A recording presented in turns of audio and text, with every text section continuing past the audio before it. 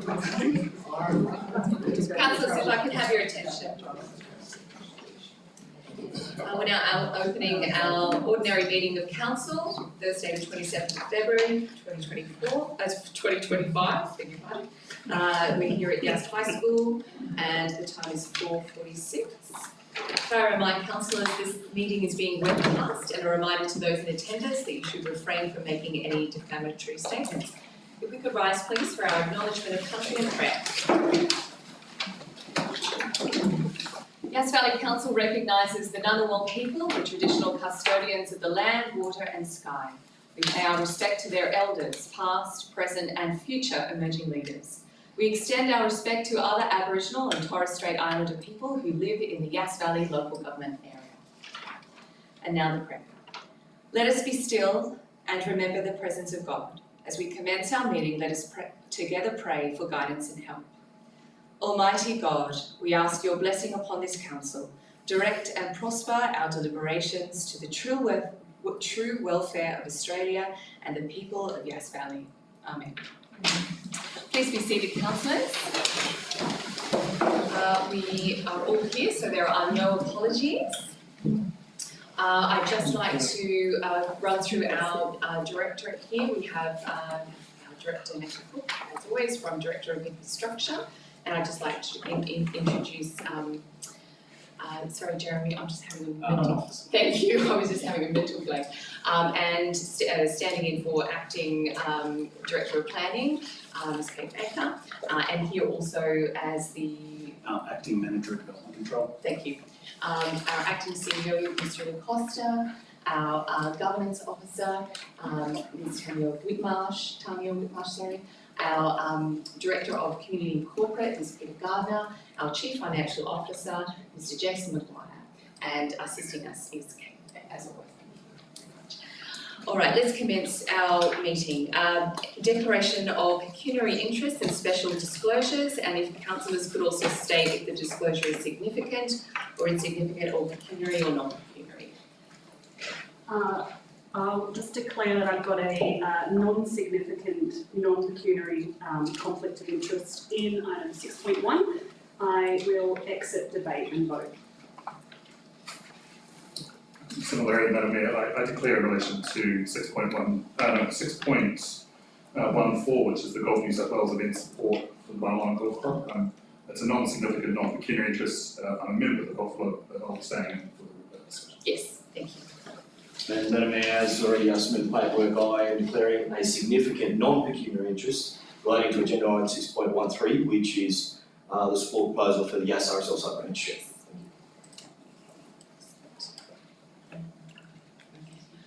Councillors, any further?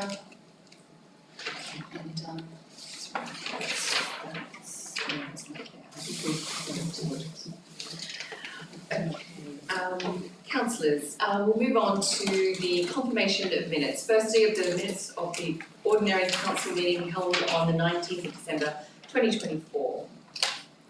So moved Councillor Burgess and Councillor Rothwell. All those in favour? Unanimously carried. Councillors. And now on to the minutes of the extraordinary meeting of council held on the 30th of January 2025. I have a mover. Moved. So moved, Councillor McGrath and Councillor Carter. In debate. All those in favour? Aye. That's unanimous. Thank you, councillors. Carried. There is no mayoral minute today. Moving on to the reports of council. Firstly, we have item 6.1, the development applications 240332, 240352, 240353 and 240354. There is a recommendation to approve the dual occupancies and 2 lot strata title subdivisions at 30 Hercules Street, 3 Oak Grove, 7 Oak Grove and 8 Oak Grove, Murray Bateman. Councillors, do I have a motion? Recommended. Thank you, Councillor McGrath. Do I have a seconder? Second discussion. Okay. Thank you, Councillor Burgess. Councillor McGrath, you have the floor. Mayor, I just believe that the timing is appropriate. We've got a housing crisis in the whole of Australia at the present time. This makes good use of land. It cuts 1,500 square metre blocks into 750 square metres, which I think is more than adequate for the average household. And it provides a diversity of accommodation, something that is sorely lacking within the Yass Valley. 50 years ago, I bought a villa townhouse. It was the first one built in the town. There was an uproar about it. It was going to bring the place down, do all sorts of damage to the community, attract all the wrong sort of people. Now there's a plethora of those villa townhouses in that town. It enabled my wife and I to get into the real estate. Otherwise, we probably would have been another 5 or 6 years before we could have gave us a foot in. And I believe that there are a lot of people that can benefit from this type of opportunity. So I support. Thank you, Councillor McGrath. Do we have any further comments for or against? Councillor. Madam Mayor, through you, Councillor Chari. a question for the Acting Director of Planning, if I may. Mr. Knox, can you provide for our wider awareness clarity on the legislative requirements around clause 4.6 of the Yass Valley LEP, specifically regarding the burden of proof on the applicant to justify an exemption to the minimum lot size? Through you, Madam Mayor. So I suppose clause 4.6 of the LEP provides opportunity for exceptions to development standards, I suppose in some cases. As part of making a determination on that, the consent authority, so council, needs to be satisfied that the applicant's written request has demonstrated the matters required by the clause. So they are, compliance with the development standard is unreasonable and unnecessary, and that there are sufficient environmental planning grounds to support it. So it's not up to council to make a determination on those matters, but whether the applicant's written request has satisfied it. In this case, from a staff assessment point of view, we believe the applicant has, but ultimately that's up to council as the consent authority. So, follow-up question, could you just simply advise, through you, Madam Mayor, Councillor. could you simply advise what, in your estimation, did satisfy staff that this was, in this sense, either an unreasonable burden, as you suggest, on the applicants, or that further elements could be taken into consideration? I'd like to hear the reasons behind. Yep, thank you. Through you, Madam Mayor. So we have outlined that in the council report. I suppose the fundamental element of it is the development actually achieves the planned residential density of the area. So the actual built form of the development as the two houses could be achieved despite the non-compliance. So in this case, the non-compliance is only in relation to the subdivision at hand. It otherwise achieves the number of dwellings you can have on a lot that size. A follow-up question, Madam Mayor? Certainly. We approved a similar application in, I believe, our December meeting. Are you able to advise how many further of these applications are likely to be coming to council in the near future? Through you, Madam Mayor. So in terms of at the moment, these are the only applications that we have. However, I will also note that through the New South Wales exempt and complying code, there is actually opportunity to have this type of development through that pathway where it complies with those provisions. So we've seen an example of that at 28 Hercules Street, and that has all been done within the New South Wales code without any involvement of council. So there could be other sites within this subdivision where that could occur without coming back through us and without the exception of the development standard. Sorry. Councillor Rothwell, speaking for or against?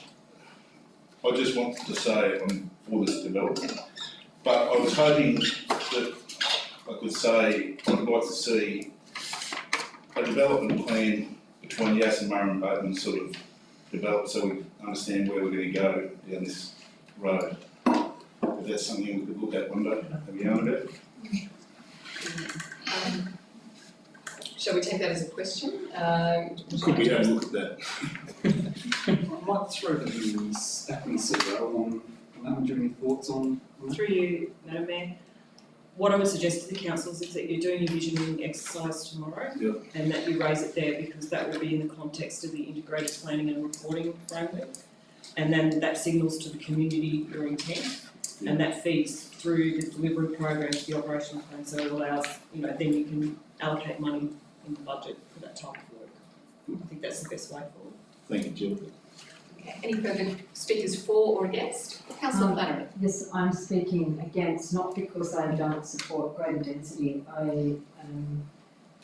I'm concerned that we will continue to develop by stealth, little bit. And as I understand, through reading the papers, that the water comes from Yass. The developments have very small, the standard is very small of the tanks that they might need to provide. And so when you talk about density, my question is, you're saying this development maintains the same density, but we're doubling the houses, and if we continue to squirrel away at these minor developments, how are we checking how much water is being used in Murrumbidgee relative to Yass? Because to me it seems a very unregulated market. We'll take it as a comment regarding the stealth, and I would note that there's nothing illegal about approving such a DA before us today. If you can answer the question regarding the water, that would be great. Through you, Madam Mayor, so certainly this type of development goes to our water and wastewater team to look at as part of the application. I think that probably does tie into a broader discussion around it. That's probably something that we certainly need to look at. I might just ask the acting CEO. So can I ask a question? So what you're just paraphrasing, what you're saying is that we really don't know how much these developments are using and extracting. I mean, we have a meter on them, but we haven't sort of capped it. Sorry, Councillor Flannery, can I just get you to stand up, because I think We haven't really capped it at Murrumbidgee gets this amount, Yass gets this amount, because as I see it, there's only one dam. And I'm just concerned that by having these piecemeal developments, we're actually still only got one prior water. And so without a broader planning framework, then we really are going to be putting ourselves into quite a bit of a pickle. Thank you, Councillor Flannery. Jim. Through you, Madam Mayor, I'm happy to comment. Thank you for your question, Councillor Flannery. So the development applications referred to the water and wastewater section if they have concerns about the volume of water that a development is going to use and how it impacts on the water supply. They will make those comments back in the referral. The general principle has been that anything that is in the current Yass Valley settlement strategy can be serviced by water. I think the exception is Hawthorn. So we have an approximate idea of how many equivalent tenements that we have in Murrumbidgee, and that, we are more or less tracking that because there are broader implications for planning in Murrumbidgee. So in summary, it's pretty unregulated.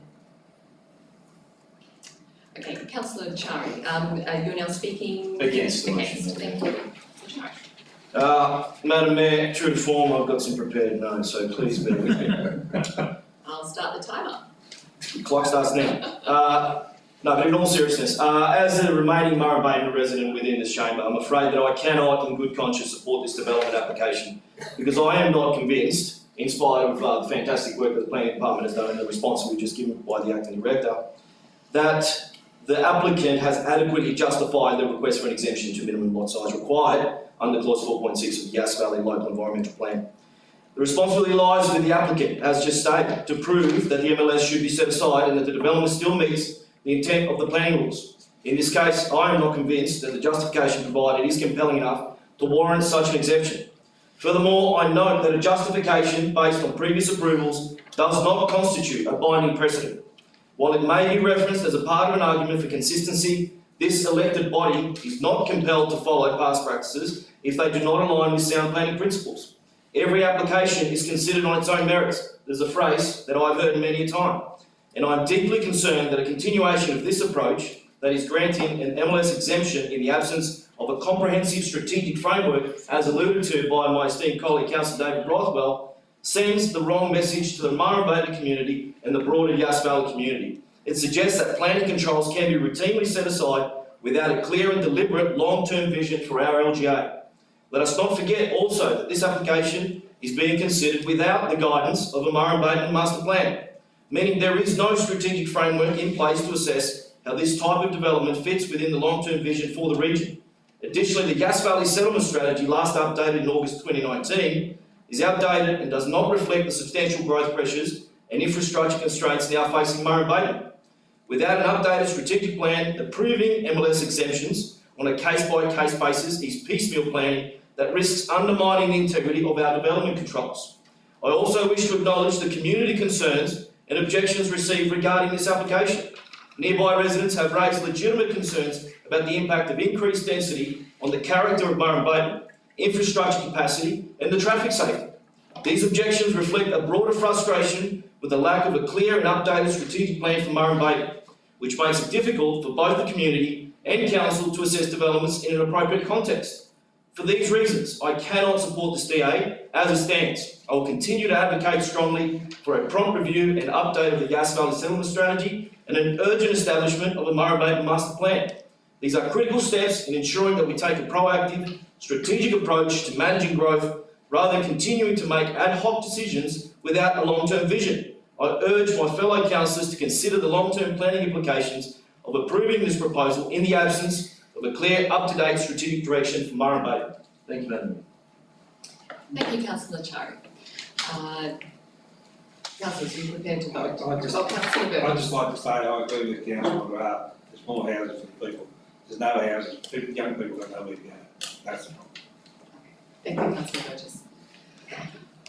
If there's no further speakers, councillors will put this to a vote. All those in favour of approving the development applications, raise your hand. That's councillors McGrath, Jones, Burgess and Rothwell. All those against, councillors Carter, Chari, Cameron and Flannery. Just sorry, I'm just double checking. Okay, and that's approved. That motion is carried. Thank you. Sorry. You're right. Yep. Someone's under pressure.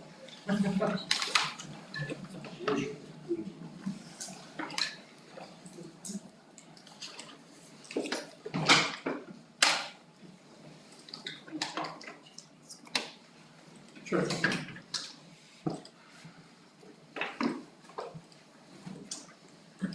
Welcome back, Councillor Bowman. Moving on to item 6.2, we have the development application number 220142, the two-lot subdivision and highway service centre, Long Rail Valley Road and Barton Highway, Murrumbidgee. The recommendation before council is that conditional development consent be issued for the two-lot subdivision and construction of a highway service centre on the Barton Highway, Murrumbidgee. Councillors, do we have a motion? Madam Mayor, I'd like to submit an alternate motion to the recommendation. The alternate motion, I believe it is copied with Katie. The motion should be, in my estimation, that determination of development application DA 220142 be deferred, subject to advice from Transport for New South Wales on the following. That established safety principles as detailed within Ospro's guidelines for the provision of heavy vehicle rest area facilities and how they relate to this development application and impacts of fog upon this area in relation to potential traffic safety impacts and whether any additional design safety measures are required. Thank you, Councillor Carter. Do we have a seconder? Okay, Councillor Cameron. Sorry, that was lightning fast both of you. Okay, Councillor Carter, would you like to speak to your motion? I'm delighted to, Madam Mayor. Thank you for the opportunity to speak. Look, concerns remain around the validity of the claims to safety with respect to this development application, DA 220142. I believe these reflect two main causes of concern. There is advice, I believe, from Transport for New South Wales that the guidelines for the provision of heavy vehicle rest area facilities do not apply to this type of service centre. But the argument is that there are some really important safety principles established within that document that do not appear to be referred to within the development application. I want to recognise here, of course, the work of those that have submitted the development application, and I understand that this has been a difficult and long process for them, but this is, of course, a difficult and challenging issue for the region. I want to also acknowledge the many people that have submitted both for and against this motion more generally, and I thank the community for their concern about this particular issue. The concerns I have in relation to the safety refer to, I suppose, two principal questions. Table 4.3 of that provision for heavy vehicle rest area facilities talks about that they should be located away from properties, rural access roads and intersections. This proposal is located at the intersection, as we know, of a rural access road and the Barton Highway. Table 4.5 also suggests that heavy vehicle rest areas should be provided in pairs on freeways and on major roads, and they do talk quite strongly about ensuring that drivers can access it from the left-hand side of the road, not having to cross the road and turn right. And we would have two right turns in this particular design that's being submitted before us at this particular point in time. The exemption normally in this case is to remote low-volume routes. That certainly wouldn't apply in this case to the Barton Highway. My more principal concern, though, relates to the safety report within the documentation. If I went outside today and took a weather reading of Yass, we would say damn hot, damn dry, etc. But that's because it's today. If I took that reading, in the middle of June, we would say damn cold and similar. And the problem here, I think, Madam Mayor, is that the main visual data collected in attachment F for the traffic assessment purposes was collected on Thursday, the 1st of August 2019. That day was sunny, it was clear, and it rightly refers to sight lines in that particular moment in excess of over 500 metres, which is an excessive guideline suggested by Transport for New South Wales and other road user bodies. The problem, of course, is that, and as a regular user of this particular road, there are significant periods of time, particularly during autumn and winter, where this is frequented by thick, regular and long-lasting fog, which suggests a real problem in terms of the clear sight lines that have been claimed within the report more generally. In other words, the consultant's report in respect of the traffic assessment is to some degree biased by the particular moment that information was taken. And I'd like to see, and the movement suggests that we need to take better account of that safety risk, because ultimately one of our principal jobs, I believe, is to take care of the residents of Yass Valley. And we do know that, unfortunately, there are accidents on the Barton Highway, and we also know that one of the, something like 60 to 70% of accidents on the Barton Highway are by users not familiar with this particular area. So there's a risk here in asking large B-double trucks to turn right across that road during fog, where the visibility, in my estimation, will be less than 50 metres at a particular point in time. In that essence, I believe there are two significant concerns that we need further advice from. I recognise that the applicant has taken time to present significant information, but it seemed a glaring oversight, in my estimation, that they do not look at the particular concerns in relation to right-turning traffic, and they don't look at the particular concerns around the fog-bound months that frequent this particular valley due to the nature of its layout, Madam Mayor. Thank you, Councillor Carter. Do we have the seconder would like to speak? Councillor Cameron. Just very briefly, I think I just would like to point out that Councillor Carter hasn't mentioned the fact that he is a regular driver to Canberra and is very, very familiar with all the climate conditions, hot or cold, on the way to Canberra, and I think that should be recognised. Thank you, Councillor Cameron. Do we have any speakers for?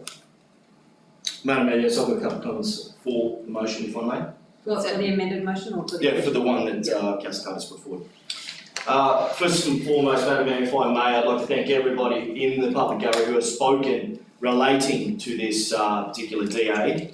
And just note that your voices are being heard, both sides of the debate. And that's consistent with a couple of comments that I'd like to make now.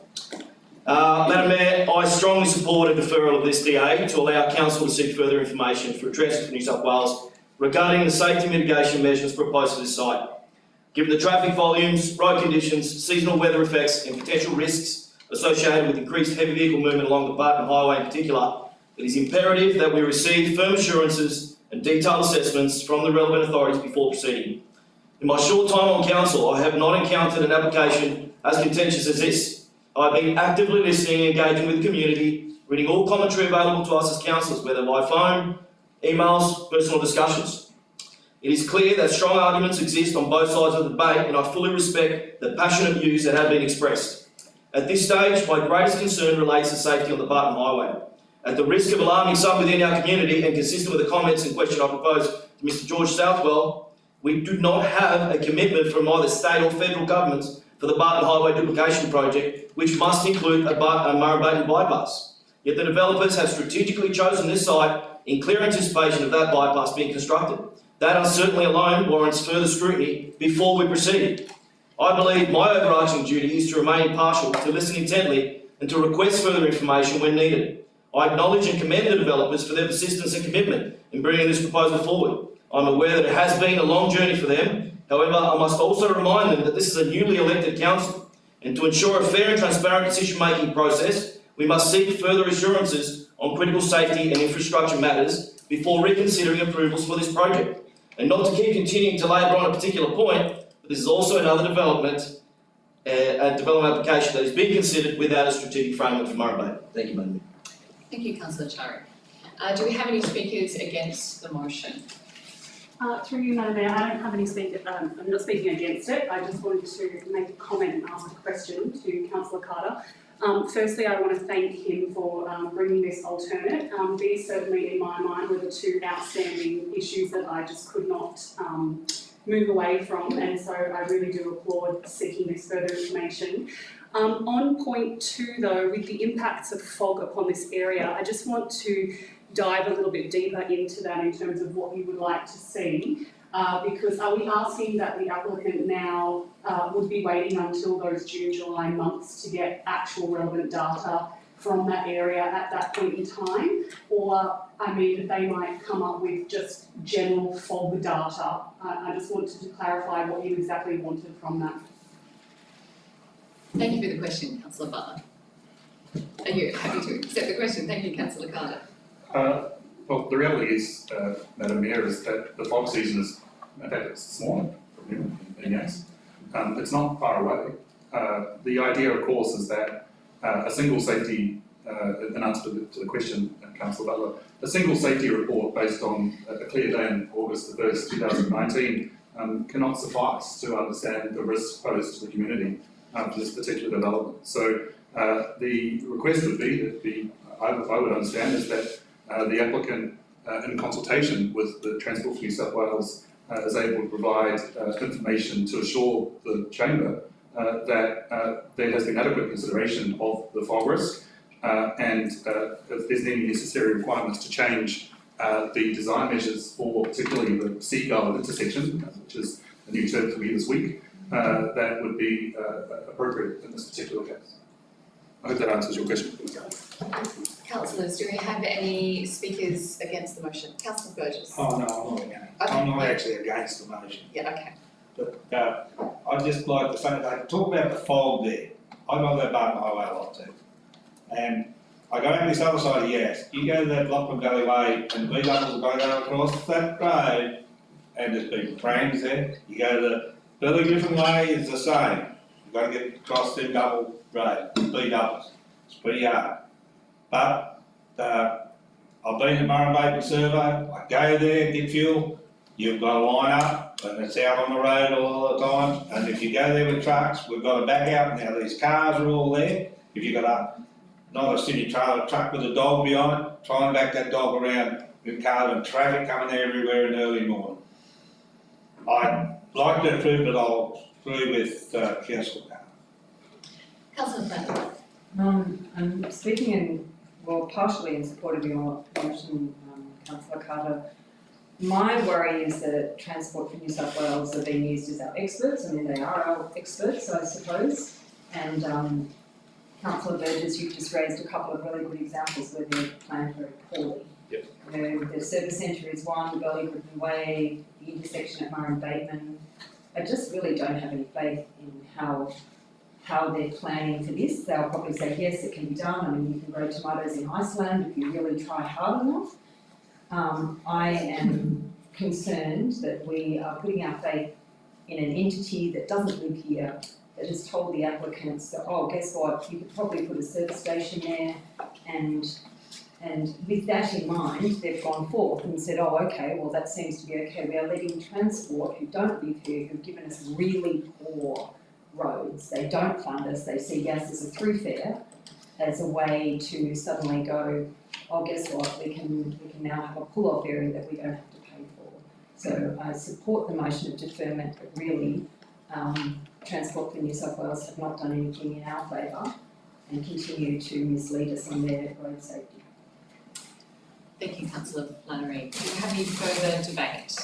Councillors, I just would like to commend you for not re-prosecuting the decision to send this to the Gateway. I appreciate that you focused on the elements of this DA before you, and I think we should put the motion now. All those in favour? That's unanimous. Thank you, councillors.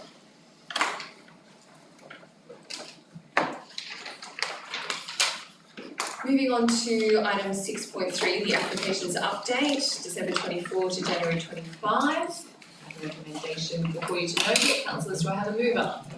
So moved, Councillor Burgess. And seconded, Councillor Carter. Any debate, comments? Let's put it to vote. All those in favour? So moved, unanimous.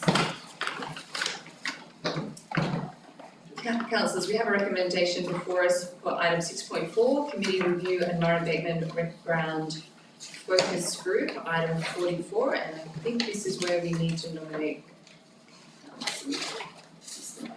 Yeah, thank you. Let me just get to the page. Alright, councillors, the first part of the recommendation is the review of the guidelines for advisory committees. We refer to the April 2025 council workshop. The second part is to make changes to establish the Murray-Beckman Rec Ground Focus Group and make changes to the guidelines for advisory committees and committees of council as detailed for this focus group in the report. 3, that 2 councillors be nominated for the Murray-Beckman Rec Ground Focus Group, and that 4, that all members of the Murray-Beckman Rec Ground Focus Group be notified of its establishment and be notified of the proposed changes as detailed in the report. Councillors, I will need some nominations. Would you like to go into a committee of the whole to do this, or can we do this as we go? Let's do it as we go, okay. Alright, well, I won't do it in seriatim. Well, let's just jump ahead to get 2 nominations and then we put it as a motion forward. And I'd like to nominate Councillor Cherry. Madam Mayor, I will nominate Deputy Mayor Butler.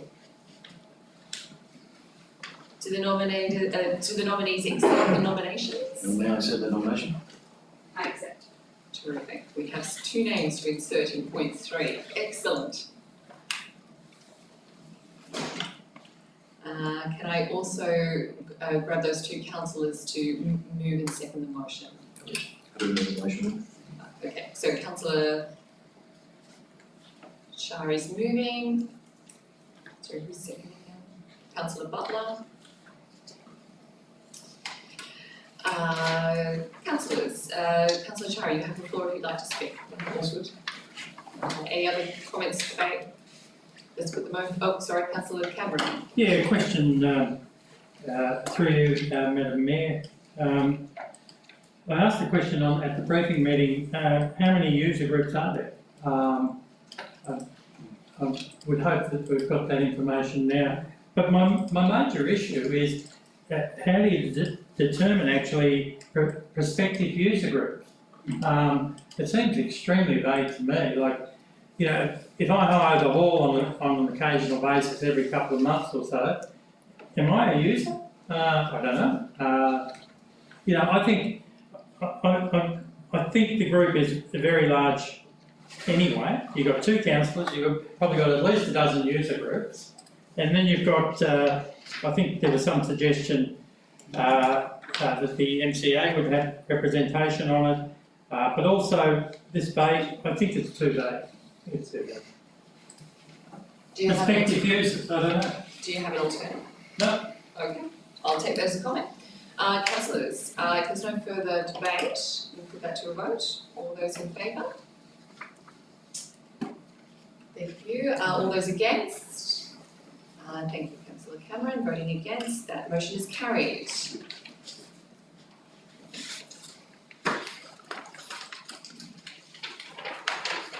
Councillors, moving on to the Binalong Recreation Ground Master Plan. We have a recommendation before us that the draft is adopted, subject to the inclusion of a ramp providing access to the existing amenities building. Do I have a motion? So moved. So moved, Councillor McGrath. And Councillor Rothwell was just slightly ahead of Councillor Butler. Councillor McGrath, would you like to speak to the item? I think we, Councillor Rothwell? I'd just like to thank the community for their input and thank the staff for capturing that. It's a sensible master plan going forward and looking forward to finding funding opportunities along with the community. Councillors, let's put it to the vote. All those in favour? Aye. So moved unanimously.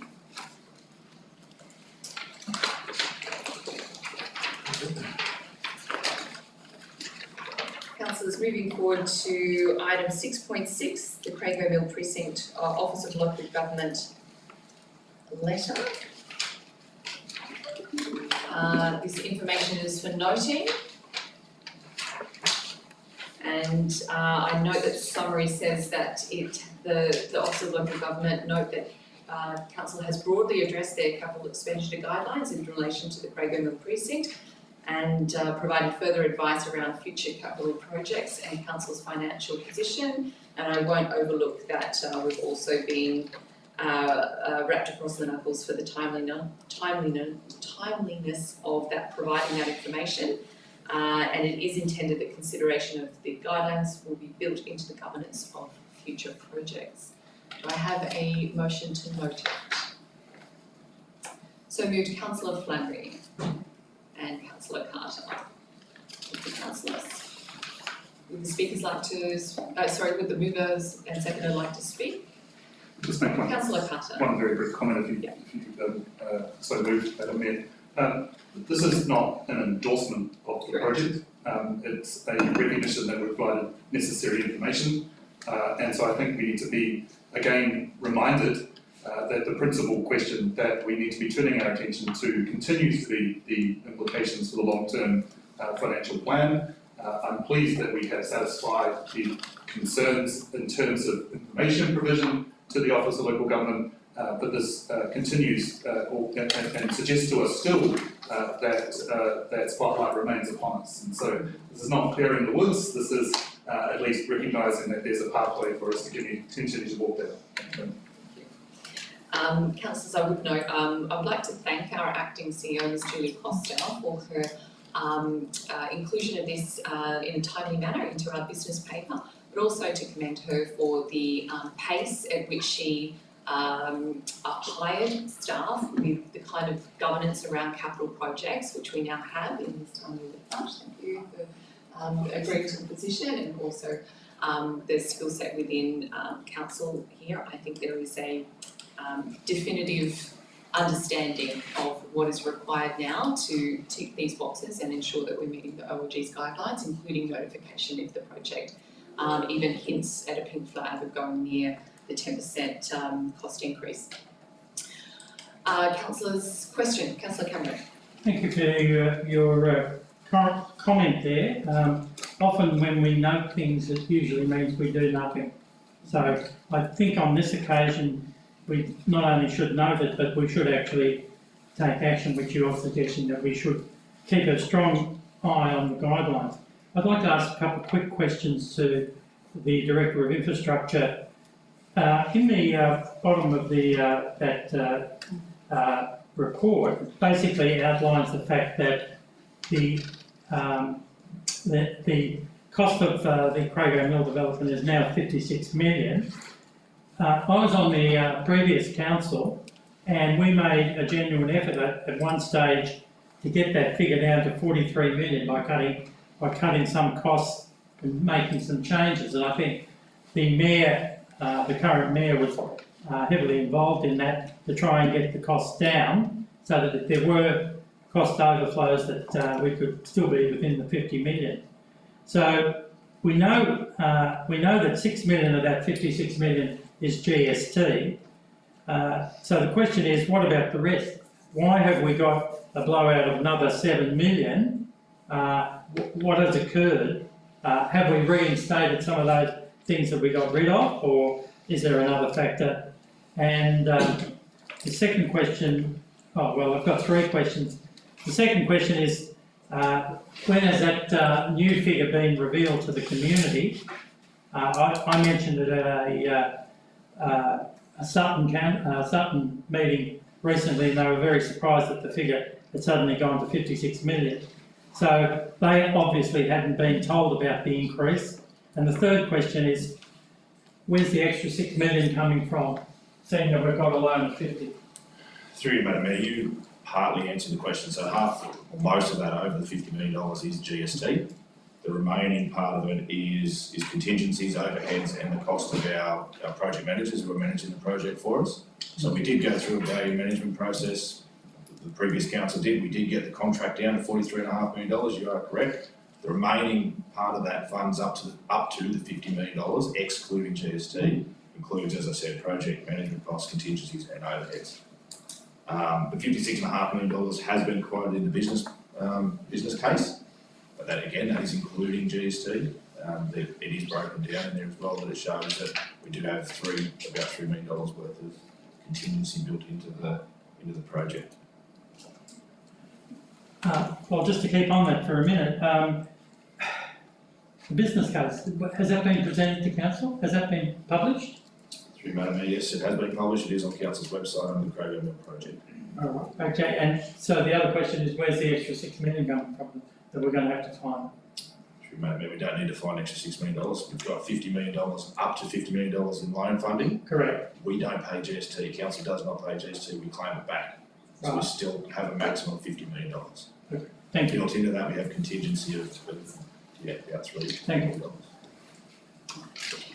So, some more questions. Thank you, Madam Mayor. To the Director of Infrastructure and Assets. And we may deal with this slightly later in the conversation today, but can you advise of any project increased costs so far, and how they're tracking against contingency? Yep, through you, Madam Mayor. So any project variations that have occurred have been slight. They are still within our project contingency for the project, and we still have capacity within that contingency base as well. Thank you. Councillors, if there's no more debate, we'll put this to the vote. All those in favour of noting? I think that's unanimous. Thank you, councillors. Moving on to item 6.7, the monthly financial report. This recommendation is that it be noted.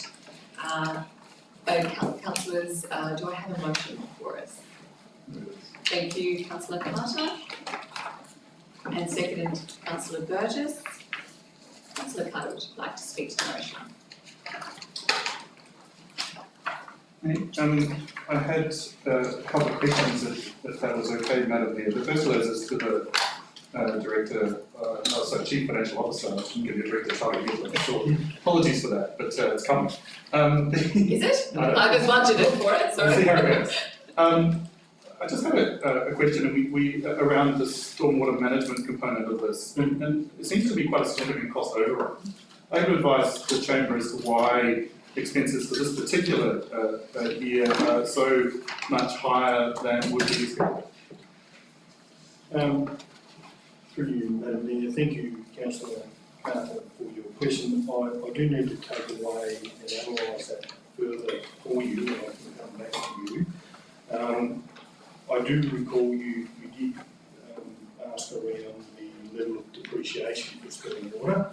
An assessment of that line was that it's sort of akin with our asset base for the stormwater assets and the depreciation costing is in line with the annual estimate, which is about $6,000 more than last year. In terms of analysing a little bit further, if I can provide some advice on that at a later time. Follow-up question both to you, Madam Mayor. In a news article on the ABC dated Thursday, the 20th of February, you, the Mayor, noted that there had been reductions in the federal assistance grant. I noted that you suggested that the federal government increased that federal assistance grant back to 1% for rural councils. Are you able to advise the Chamber when was the last time that the federal government provided a full 1% federal assistance grant? Can I take that on notice? I will take that one on notice. Certainly, I think it should be restored in the same way that it was eroded. I think incrementally is the right way to go about it. It's a big ask to double it, and essentially that's what we would be hoping. Certainly, the Country Mayors Association, the local government New South Wales is all advocating for restoration to the 1%. And I know that there's arguments for and against that, but in today's money, that would essentially wipe out our debt if that was to be restored to the full 1% for rural councils. I think starting with rural councils would be an excellent way to go about it. Our asset base is 70% roads. That would be an immediate electric paddles to our chest, as it were, in terms of our budget, to have that restored and certainly bring a lot of our roads up to the standard that our community wants and expects to get home safely every day. Right, councillors, are there any further speakers for and against? Can I just speak for? Yes. So thank you, Madam Mayor. I suppose just to answer and perhaps save you a little bit of time in terms of research, the last time was 1996. And so I think we get to recognise that that may not be the full pathway to resolving these particular problems. I agree wholeheartedly that there is a legitimate issue to raise there, although I do note that in fact contributions were raised from 0.49 to 0.51 last year, so a small raise, perhaps incrementally a long way to get to 1, but at least perhaps in the right direction, one might suggest. I want to just commend the work in providing financial information. I want to thank the Chief Financial Officer as well as the Acting Chief Executive for all the work that they have done to provide this information. I think it's important that people do continue to see this. I think be careful to overread this information. It is, of course, tracking year to date. I also note that I think some of the figures are presented backwards in terms of pluses and minuses, but I understand it's going to, at one level, trying to resolve that. But in terms of, I think, full transparency about our financial position, I think this is a much improved agenda, and I thank those on staff for their hard work in trying to provide such information, both to the councillors but also to the community more generally. Thank you for your work. Right, councillors, let's vote. All those in favour? That's unanimous. Thank you, councillors. We're going on to item 6.8, the 2024-25 second quarterly budget review statements. We have a recommendation before us that 1, we note the statement, that 2, we have adjustments as detailed and to be adopted, and in accordance with the local government general regulation, council's financial position at 31st of December 24 be noted as being satisfactory, having regard to revised projected estimates of income and expenditure from this review, the first quarter budgeted income and expenditure, and 4, that we note the 24-25 second quarter budget review statement be provided to the Office of Local Government. Do we have a mover or a motion? So moved, Councillor McGrath and Councillor Rothwell. Councillor McGrath, would you like to speak to the motion? Councillor Rothwell? No. Any questions or speakers for or against? I suspect this is for Madam Mayor, but in a roundabout way, I suspect. Okay. I think we just need, again, I commend the team for their work in relation to finding these operational savings from budget. I suppose we just need to recognise that this does is important in terms of sending messages to the Office of Local Government that we are taking some of this seriously. I would note, of course, though, that some elements of this are suggesting that we are pushing these projects to next financial year. So the impact on next financial year's budget, I think, would need to be understood in some ways, and unfortunately it's not in these particular documents. I also note that this has a limited impact on our long-term financial plan as well, and so I really do again urge councillors in the chamber that that's something that we really need to turn our attention to quite seriously.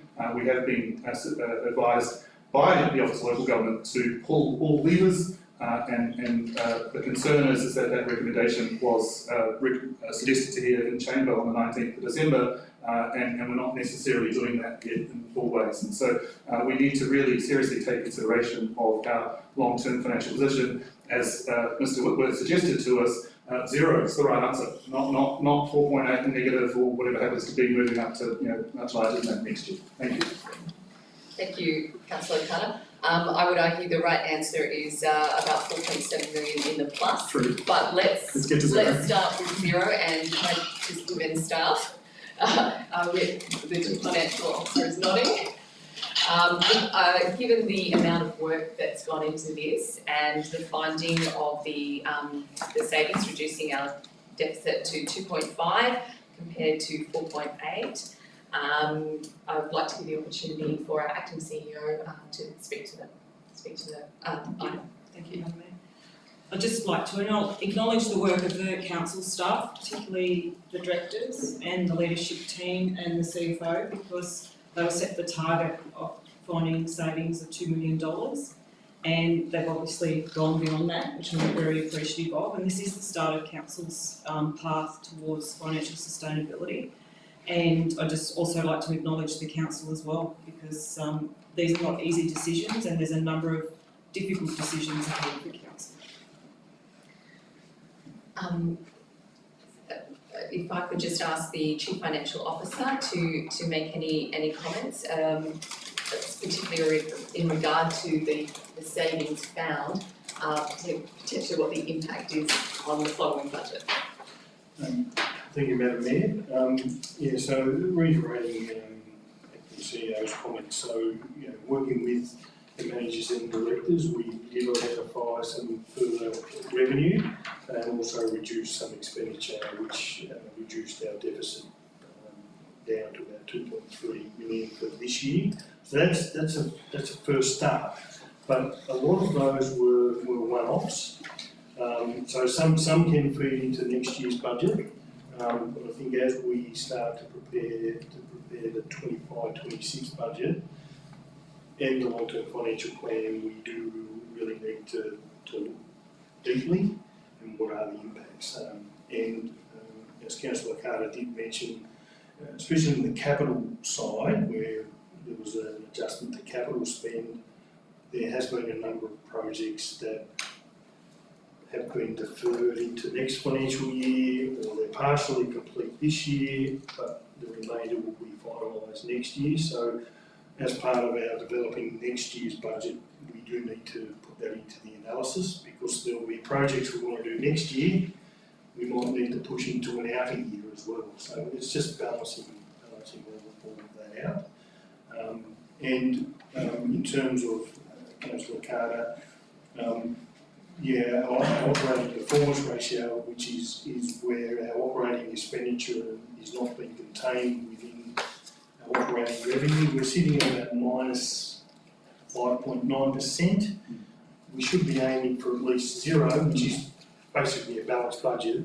But as Madam Mayor mentioned, if we get them into a positive stream, then that enables us to be further in line with that financial sustainability target. We'll start again next year, and then it's an iterative improvement process as we keep going forward. But as the acting CEO said, I do feel supported by council, and I feel supported by the council, the staff, the acting CEO and the directors and the managers. we're all very aware of where we need to get to, and everyone's leaning in to try to achieve that. I'd also like to point out to councillors and also to the community that we have isolated $100,000 for work to be undertaken in respect to council planning contribution framework. I think this is a necessary piece and an exciting piece. I'd just like to get the acting CEO to speak to what that could unlock. Thank you, Madam Mayor, through you. So the report highlights $100,000 to be set aside in the third quarter budget review for the contributions review.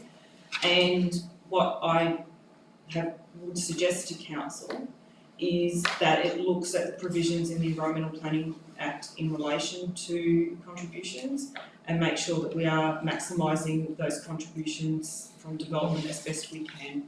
I think that the current system, which is the levy provisions in the Act, is appropriate in some places, but I think in others council needs to reconsider its approach to contributions. Councillors, any further debate, questions?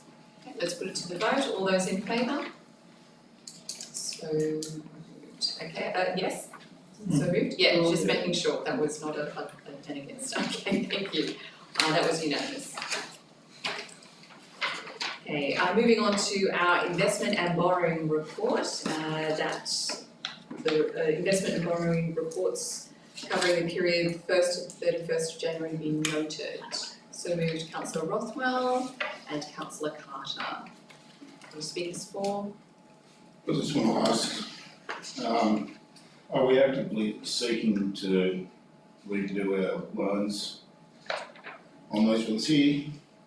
The sewer, which is 4.82, the water, the Bear Moor 5.36, and 6.52 for the Crago Mill. Is there any way we can?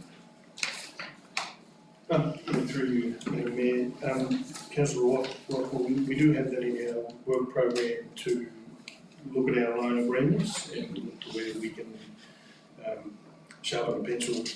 And we've had interest rates reductions, or one. So it gives us an opportunity to talk to our financiers on those loans. Fantastic. And see where we can improve there. Thank you.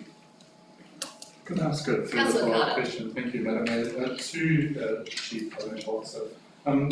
There's a couple of just notes, I suppose. But first of all, it notes here that the Crago Mill funding facility is a variable rate, but that's not noted against the rest of the interest rates provided there. I'm wondering if that could be updated to suggest whether or not they are floating or not.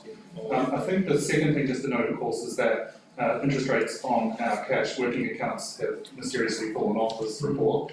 So I think, I'm assuming they still stay around 4.3 and 2.3% or whatever they happen to be from the last time we had the report more generally.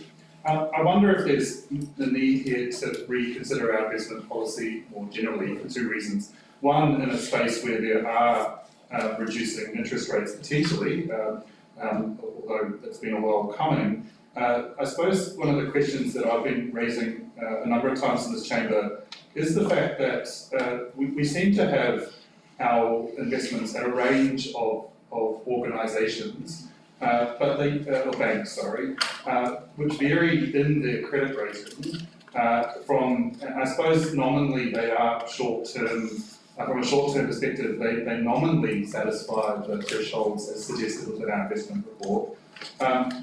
Some of those long-term credit ratings would raise some questions about that, but I'm understanding it'll be with respect to the short-term at 12 months. The broader question, though, is there doesn't seem to be significant return for some of the more risky investments we're making, and that doesn't seem to normally make sense. Normally, an institution that is perceived as perhaps being less market stable often provides you a slightly higher return, yet in fact some of the highest returns come from our more stable stocks here. So I suppose the question I have ultimately here is why certain decisions were made here and how those decisions are being made about where to put some of our finances at this particular point in time. The second comment I just would like to make is we have been taught, it's just to reinforce I suppose that there is this sense that that money that was drawn down in advance on the Crago Mill has been set up as an external reserve, but that's an internal reserve, not external reserve. But again, that is a sort of nominal bookkeeping ring fencing. It sits within our working account. And I just wanted to ask what our internal controls to ensure that we don't access that for anything other than the Crago Mill. If you could advise on that, that would be greatly appreciated. Thank you, Councillor Carter. So I'll take some of it on notice, but in terms of the interest rates that have disappeared on the net working account, and I do apologise, I'm not sure how they did get into the report. So the net working account, the interest rate we get on that account is tied to the RBA cash rate. Okay. So it wasn't 4.35% as at the end of January, it's now going to drop down to 4.1. Yep. The T Corp one is, that's sort of an iterative, so the last time we presented the report, it was at 2.35%, don't quote me on that. But I did look at the January report, and it's the year-to-date return on that is at 3.17% now. So, but I will ensure we put those figures in the later reports. In terms of the spread of the institutions we do have our funds invested in, and I do need to review our investment policy and guidelines. I do believe they're in line with that, and we do get a range of interest rates provided. Of the 28 in the bottom part of the table, we actually use a firm called Curve Securities for 18, so sort of group, and they provide us where the best interest rates can be, and then they do a market analysis for us, so then we can determine that. We did one just today on the one that's with Judo Bank, because that matured yesterday. And they gave us a range of different rates, and then we chose the best rate. Going forward, I do want to, obviously, CFO closely monitor this. As in terms of decisions that have gone past, I can't answer those. And in terms of the ring fencing of the Crago Mill funds, where we see as an internal reserve, I think it was sitting at 5.4 million, and where we'd overdrawn it, it's sitting in the net working account, as you suggested. The way that I'm managing that is we've got the cash flow of the project, which is in the financial report, and I'm identifying that around March, we probably need to draw down on our loan facility again. So I suppose the internal control is the continual review of the financial data that I can get to then recommend the decisions that we make, and ensure we're not using those funds, the Crago Mill loan funds, for purposes other than what they're supposed to be for, which is in a sense we're managing like an external restriction in that regard. Councillors, any further questions? Let's vote. All those in favour of noting the report? That's unanimous. Okay, moving on to item 6.10, the IPART rate pay for 25-26 financial year. The recommendation is that it be noted at 4.1%. Do we so moved? Councillor Burgess and Councillor Cameron. Anyone want to speak to this matter? Councillor Carter. I'll speak really briefly. Okay. One of the things that I've learned recently is that there is quite a significant difference between what we project as our growth rates within the Shire, vis-a-vis what the New South Wales Government believes is our growth rates. The concerning component of the IPART rate peg is the allocation with respect to growth. So the 4.1% is largely appropriate, one might argue, but it's the 0% allocation of population growth. What concerns me is that actually many of the councils around us did receive some degree of increase with respect to population growth more as well. And so I think we need to be, again, on the front foot with respect to this in terms of both how we talk to the New South Wales Department for Planning. My apologies if I've got the particular acronym incorrect, because they seem to be holding significant power over Yass Valley by their decisions against and in consideration of what they think our population will be moving forward. And so I know that we've had attempts in the past to talk to them about that. I would strongly urge that we move forward with further conversations around that. And it may not be that they agree with our projections for 10,000 plus in 10 years, but the population continues to grow. And there are concerns around some of those numbers, and we saw that in a recent Transport New South Wales report where they had lower numbers than the current population of our embankment recognised. And so it's in our interest, I think, to be active in making representations to key figures such as the Department of Planning New South Wales to I suppose, reflect the reality of what actually is happening in our shire, because ultimately we're losing out. Thank you, Councillor Carter. It's just as a general comment, I think it's a constant battle cry of most councils that the CPI index of what they're actually judging that increase on is not what councils have to purchase. The cost of what Nathan's department have to purchase to put on our roads and to actually do the job of the council is very different from what's being used for CPI. And I would like to see some truth in the increase of those costs being actually applied to the rate peg. But that's a battle cry for every council. Councillors, any further debate? Okay. Let's put this to the vote. All those to note. Unanimous. Thank you, councillors. Moving on to item 6.11, the Delivery Plan Progress Report. As at 31st of December 24, we have a recommendation for us to note it. Do I have a motion?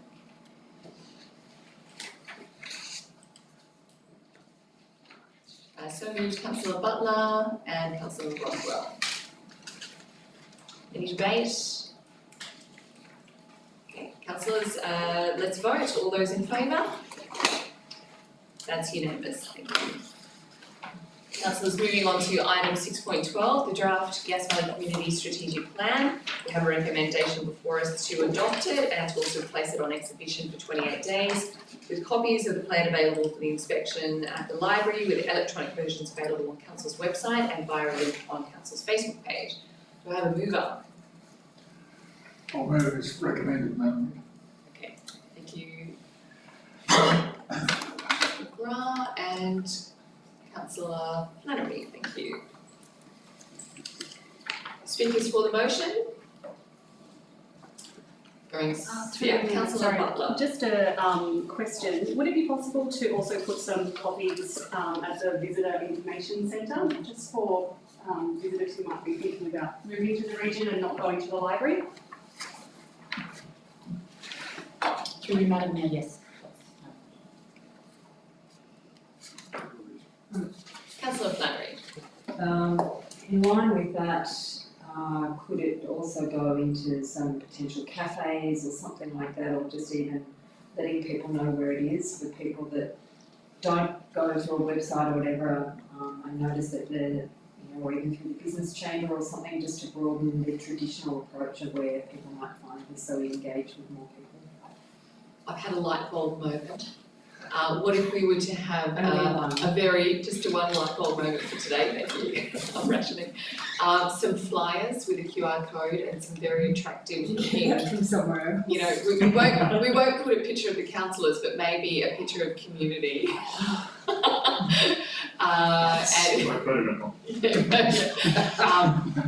Yes, my request is that we extend and get some greater engagement. Speak at the business chamber or something about what, so that people know how council likes to engage. I think it would probably, if I can preempt Ms Gardner's opportunity at the next business chamber, I'm sure the CSP will be on her speaking agenda. I think we'll take all those ideas as noted as well, thank you. Any speakers for? Just a question, Madam Mayor, I suspect it's to the acting chief executive, or might be to Director of Corporation and Community. Are you able to tell us the cost that is charged to us from this particular activity? Well, through you, Madam Mayor. Thank you, Councillor Carter. I think the Canberra Region Joint Organisation CEOs, when she addressed council, I thought she said it was about $10,000. For most Yeah. councillors, yeah, I think it was slightly less being a smaller council, but generally speaking, it was around 10,000 each, and I think the collective was around 90,000 for the project, but I will stand corrected if. I can, if you like, I can check the details of Thank the you. engagement if you would like. Yeah, it's just a question about the value for money in terms of looking at the very minor amendments, very minor changes, and whether or not, with great respect to the work that Canberra Region Joint Organisation does, which in general is excellent. I'm just not sure if they're the right people to exercise judging what's the interest of our community. That's a specific question, not a general question. Thank you, Councillor Carter, and just noting that it was also outsourced to a consultant, it wasn't done in-house by the CRJO. If I can ask the acting CEO, options going forward. Through you, Madam Mayor. Look, I think council can continue with this type of engagement, or council's got the option to actually do its own community strategic plan. So I think it's something that council should consider, subject to obviously what the cost is going to be if we do our own plan in the future, but I think there is advantages to essentially going it alone. Any further debate? Councillors, you're satisfied? Let's put that to the vote. All those in favour? That's unanimous, thank you. We're now moving on to item 6.13, the Yass RSL sub-branch support request. Just noting Councillor Chari is,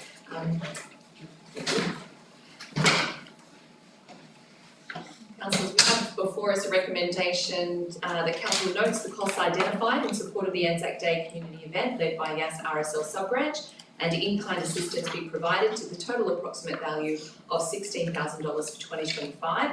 And Council notes costs identified in support for the provision of the Memorial Hall kitchen and annex area for 4 hours per month from March 25 to December 25, and in-kind assistance be provided to the value of $960.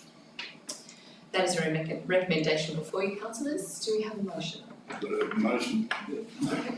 Madam Mayor? An alternate? Yes. Councillor Rothwell, you have the floor. Well, as you all know, I get very nervous talk. I think our members of our defence force are incredibly important to our country. And I'd like to do a motion that council formally commits to supporting the Anzac Day events led by the Yass RSL sub-branch for full term of this council until 2028. Two, council notes the identified costs in support of Anzac Day community events, in-kind assistance to the approximate value of $16,000 for 2025, with an ongoing commitment to providing equivalent support each year until 2028, subject to annual budget review. Council notes the identified costs for the provision of the Memorial Hall kitchen and annex area for 4 hours per month from March 25 to June 26 for use to host Veterans Hub with in-kind assistance to the total value of $1,536. For the CEO, through the Director of Corporate and Community, is to liaise annually with the Yass RSL sub-branch to ensure the level of support remains appropriate and aligned with community needs and expectations. How's that sound? It's good. It's good. Just giving councillors a chance to read it all. Yeah. That's it. Okay, seconded by New Zealand, seconded, there we go. Very appropriate. Hang on a I think second. he changed citizenship. I was going to say, his citizenship is not in contention now. Oh, just Yeah. Okay, so we have Councillor Rothwell moving, Councillor Carter seconding. Do we have would you like to now speak to the motion? Like, now that you've got a second, or are you happy? You both can't see. I'm scared. Councillor Flannery. I'm speaking in support. I think the Anzac Day celebrations are a tremendous thing in all small towns in Yass. It's something that my husband and I go to and really enjoy the opportunity of being there. I just am wondering, I know the motion is to provide in-kind support, and it's, 16,000. Is that for the two ceremonies? There's the dawn one and the 11 o'clock one. So I just am wondering how we've come up with that figure. Is that based on some? Legal figures. Yeah, you've got your figures of what they all cost. Yeah, okay, that's fine. Thank you. I have no question there. Councillor Carter. Can I just thank Councillor Rothwell for his work here? I think it's an important motion. I want to also recognise both members of the RSL for taking time to talk to us today and be here. And I also want to thank, I understand the Director of Corporate and Community for identifying that this was perhaps an oversight in our budget question. And I just want to respond to some of the media contention here, which is suggesting that we're not in support of Anzac Day celebrations. In fact, we are, as a council, incredibly, we want to recognise with strong support those of our veterans that have committed to protect both Australia, also New Zealand, and have been in many fields of war across the world. And so in this sense, this is in many ways a no-brainer, and I'm pleased that the commitment here is ongoing for the full term of this council. So thank you, Councillor Rothwell, for your strong motion in support of the RSL in particular space. Councillors, I'll just check in with our executive as the figures are different from what was in the business paper. So I'm just at due diligence, just getting a comment that we can accommodate that in or may require future budget variations. We will. Yeah. Any urgent objections to that? No. Excellent. Councillor Butler. I would just like to say thank you to Councillor Rothwell. In his words, I think this is a cracking alternate motion. I just had one question, and in relation to the figures, why did the Memorial Hall figure change from the 900-ish to the 1,500-ish? Where did that, where did the extra? Oh, okay. So I can actually answer that. Okay. 6 months there. Through you, Madam Mayor. It is, yes. Yes, It's an extension to the agreement for an additional 6 months. That was contemplated in the original recommendation. excellent. Thank you. Is everyone happy? Councillors, I commend this motion to you. Are you ready to vote? Absolutely. Let's do it. All those in favour? That's unanimous.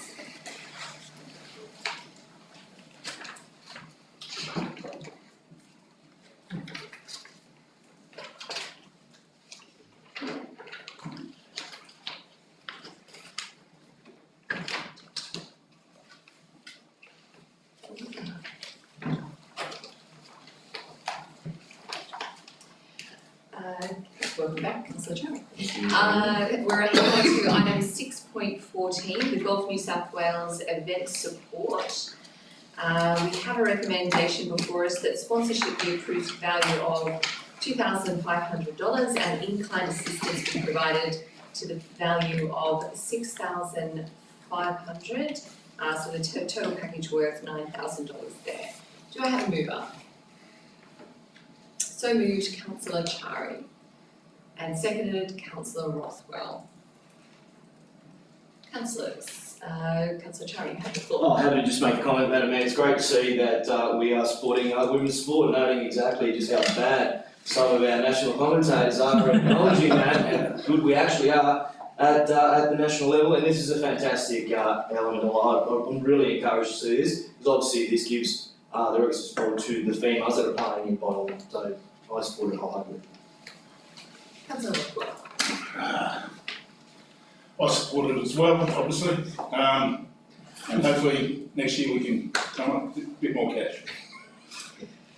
There we go. Thank you, Councillor Rothwell. Any further comments? Councillors, I know I expect to have a knock on the door in the future as the men's event comes up and if there's the potential for a youth event. I'm excited to see these coming forward. I note that in our discussions with the executive and Golf New South Wales and the club, it was noted that post the men's event, the uptick in visitors during the week, which is not something they usually have from visitors outside of Yass Valley coming to Bynalong, it is constant now, and you know, at least several coming through each day, which is exciting to hear that there's actual tangibles that we can now see in our community at Bynalong as a result of hosting this event. Apart from the worldwide exposure of our beautiful poetic hills, Bynalong and golf course. Right. Councillors, if there's no further debate, or Councillor Carter. Just one question, I was just surprised at this arising in March, well, in February for March. Is there any indication as to why this was late? And more importantly, do we have a clear strategy as to when community organisations and the like should be seeking money from us? And I just think that needs to be clear for further requests for assistance, I would suggest. Thank you, Councillor Carter. If I could just ask the Director, do we have a policy? Through you, Madam Mayor, yeah, that there is an annual seeking of grant requests policy that aligns to that. That is considered in the long-term financial plan and the budget for each year. Mm. These are things that have not been considered at that time. Mm. This is my 4th week. This was on my desk on day 1, so this is as fast as we could get it to you. And just for noting, councillors, the acting CEO and myself met with Golf New South Wales and the Bynalong Club late January, and the proposal was put before us in early February. So, and I note that we've brought it to the first available council meeting as a result. Just one item for correction, I submissed it or it's already been corrected, 2025 rather than 2024. Line 2, Women's Championship in March 2024. Thank you. So noted. Otherwise it's... Yes, it's done and dusted. Thank you, Councillor. All right, all those in favour? Unanimous, thank you, councillors. Moving on to item 6.15, the review of risk management framework and risk management policy. We have a recommendation before us that it be exhibited for public consultation period of 28 days, and the matter revert to council for consideration of final adoption at the end of the exhibition period. Do I have a mover? So moved, Councillor Cameron, Councillor Carter. Councillor Cameron, would you like to speak to the motion? No. Councillor Carter?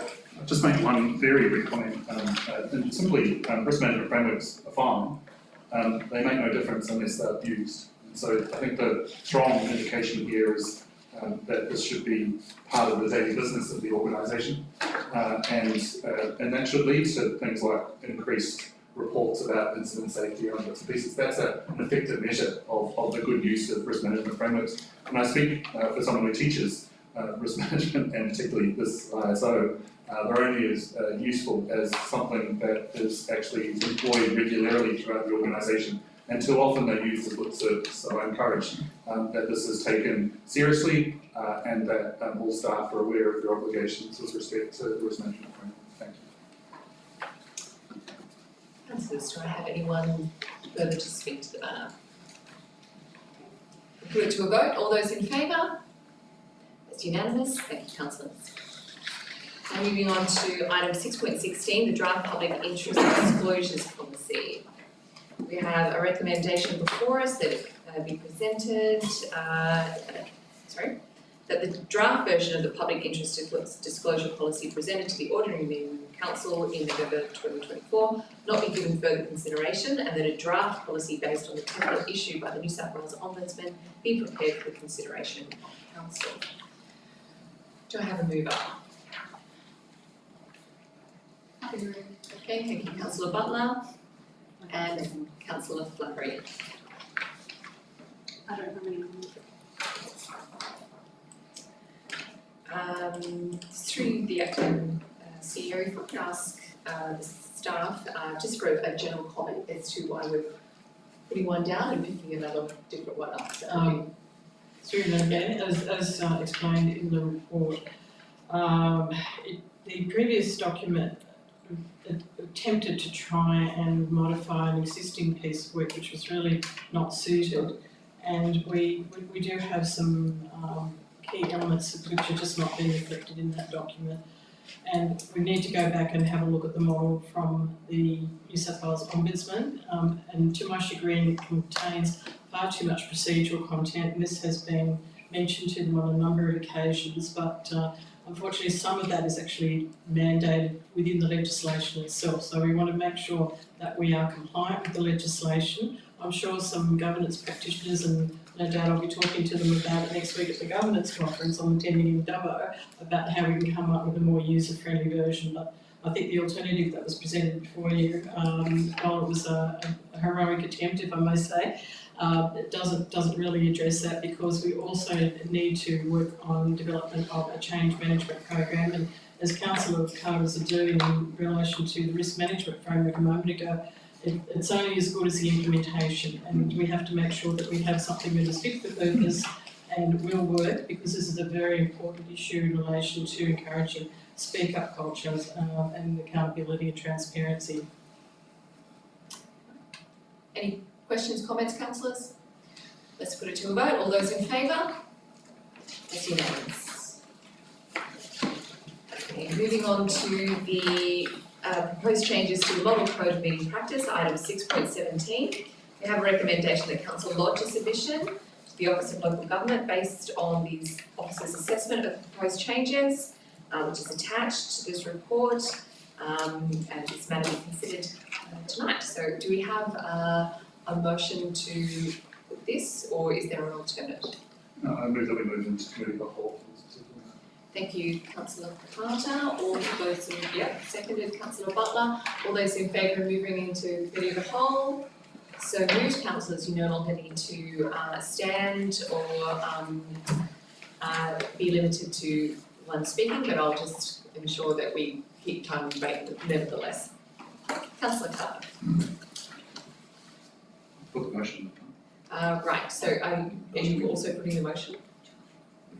So, sorry, didn't I just move that unanimously, or I'm just having a little brain snap? We voted for the.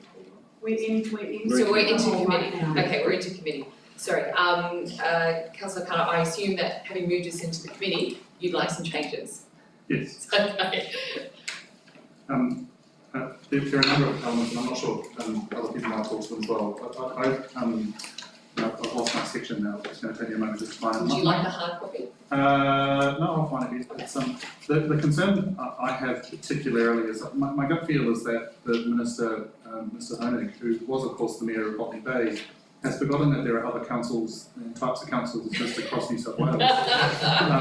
And the problem I think is what I see as somewhat of a retrograde step, and that's with respect to this requirement that we move back to a suggestion that all councillors be present at council meetings. This is not to suggest that being present is not important. It's the requirement that they be there, and provides very limited exceptions to not being present. It also strangely encourages people that are unwell to still be present, which is or to be present online, and that seems to perhaps go against good health and safety practice more generally. The problem, of course, is that Botany Bay is a full-time council, and therefore they're full-time employees. I think this has significant potential detrimental impacts upon democracy within small, regional and rural councils. The reality of being required to be potentially at a council briefing at 4 o'clock on a Tuesday, perhaps being, although this is of course suggested for removal in this particular document, to be at council meetings on Thursdays, etc. at 4 o'clock, makes it difficult in terms of those that might be able to stand for representation. The reality, and so I see this as being discriminatory, in fact, against many of the members of the Valley, because we know a number of them work in Canberra. It doesn't mean they have interests or don't have interests, in the workings of council more generally. But of course the recommendation should be that all councillors should be present in a meeting, but we should recognise the realities of the modern world. And the modern world is that lots and lots of people work remotely, there's significant travel expectations on a number of positions, and with respect, the potential implication is that only those that are able to be here every single meeting on a Thursday at a particular time are going to be the people that might be able to stand for council moving forward, and that I think runs the risk of, for example, knocking out some of my esteemed colleagues here, who I think provide a significant input to the community more and to the council more generally. So I would strongly object and hope that that members of the chamber are in support of rewording our response to that, which is something along the lines of attendance should be encouraged, but recognising that there are life happens, and so having sort of a blanket exclusion, except in the case of illness, is just unrealistic, I think, in the modern world of people employed and people that exist within small rural and regional councils. Okay, so you'd be advocating for us to Remind Mr. Bennett of the other types of councils. okay. And as a proposed change, would you be, after we come out of committee of the whole, would you be suggesting that we tick the disagree or the neutral box? Disagree, okay. Okay. Councillors, are there any other items? Yes, Councillor Cameron. Yeah, I'd like to just say a couple of things quickly. Look, I think it's really commendable that Council is putting in a submission in regard to this fairly significant document. I think it's a good practice that we need to keep on going with. I think in the past we've tended to let some things slide, and I think it's good that we are responding to it. I have already mentioned it at a previous meeting that I do have some problems with the one about the briefing. I think Minister Honey is very strong on openness and transparency, which I think we all should be to a large extent. But that particular one where we have a briefing which is not open to the public, which is not publicised in terms of what comes out of it, although nothing's supposed to come out of it. I think that's a really difficult one to sort of answer. I can understand the issue in terms of efficiency of the council meeting, and this council meeting will not be an example of that, seeing that it's going to go on for quite some time. I think he should be respected for the fact that he's trying to get openness and transparency. In my view, and I have talked to lots of councillors and other councillors, and the one about the briefing really is 50-50. You'll get some people, and I know that Sharon said the other day that basically, a lot of people are against it, but I think it's 50-50 in a lot of different sort of situations. I think I'm happy to go along with what council has recommended. I'd just like to note that I think the issue of briefing still needs to be thought about, mainly because we might get it anyway. But he might just basically come out and basically say that's what you're going to do. You're not going to be able to do briefing on the days beforehand. I also think, from my point of view, I would like to see questions without notice, and I know there's some difficulties with that. But we've had in the past, I've asked questions at previous council meetings where the person I've directed the question to has not been able to answer it, and that's happened here tonight, and people are going to look into it. I think when I talk to people and say, oh yeah, we're not really supposed to talk about anything unless it's on the agenda, I think a lot of people just can't understand that, so that's how any council works. I think they find it quite unreasonable, and I think in my mind, I think those are the two issues that I'm really interested in to see how they eventually come out, because they could go either way. Okay, thank you, But I'm not pushing for them to be in meeting. Okay, noted. Any other amendments, councillors? I will, thanks to Mr Alex Hughes who came forward. It was a consideration that I had not thought of in terms of the prayer with the council meetings. If I'm completely honest, when I took my first term in 2021, I didn't realise that we did open with a prayer, and I'm very respectful of every religion. I have absolutely no disrespect. However, I am not religious and I have never practiced in that sense, and I've found it strange that we did open the meetings with a religious prayer. And so I think that maybe potentially this is an opportunistic time to consider whether that is appropriate in 2025, that we would open a council meeting with a diverse range of humans. Because I think it could be viewed as discriminatory, even though, we have a choice to partake or not partake, respectfully. And so I would like to see if anybody else had any views on that. So, Councillor, I might just jump in because under the changes, and we have an adopted meeting practice currently for council which has our agenda order, which includes the prayer at number 3. It's my understanding that under 8.2 of the new proposal, council sets its own agenda. So that would be something for us to debate individually within each council. But I'll get our governance officer this time to speak. Thank you, Madam Mayor, through you. The current model code also gives you that flexibility. What's being proposed in the change to the model code is the elimination of one of the two options. And option 1 in 8.1 as it currently is that very brief, you decide what you want to do option. 8.2 gives you a structure which is more or less what we have, but even within that there is some flexibility to add or remove certain things. So you have that option right now to move that way, to make a change to the structure of the format of the meeting. So that for us as a council, we need to bring that back to council. You could revert to the 8.1 option and say we're just going to completely rebuild that convention. It's something It needs to be adopted by bring forward council. as a notice of motion. Correct. Thank you, and I appreciate that clarification. It is something that I didn't consider at all, and I certainly didn't look into it from that section 8.1, 8.2. So yeah, thank you. Mr. Cheers, when he was addressing council, I think implied that it was something that was recently introduced into council, but it goes back into that deep distant past. Really, I can remember a much longer prayer when I was first elected to council, and we effectively introduced the change so that it was exactly, the prayer that we have is exactly the same as the one that they say in Parliament in New South Wales. Much easier to say than it was at one time. So, change is always a constant. There is the potential, if we debate that item in the future, if there's a notice of motion to do so, other councils include a prayer or a time of quiet reflection. So there's options.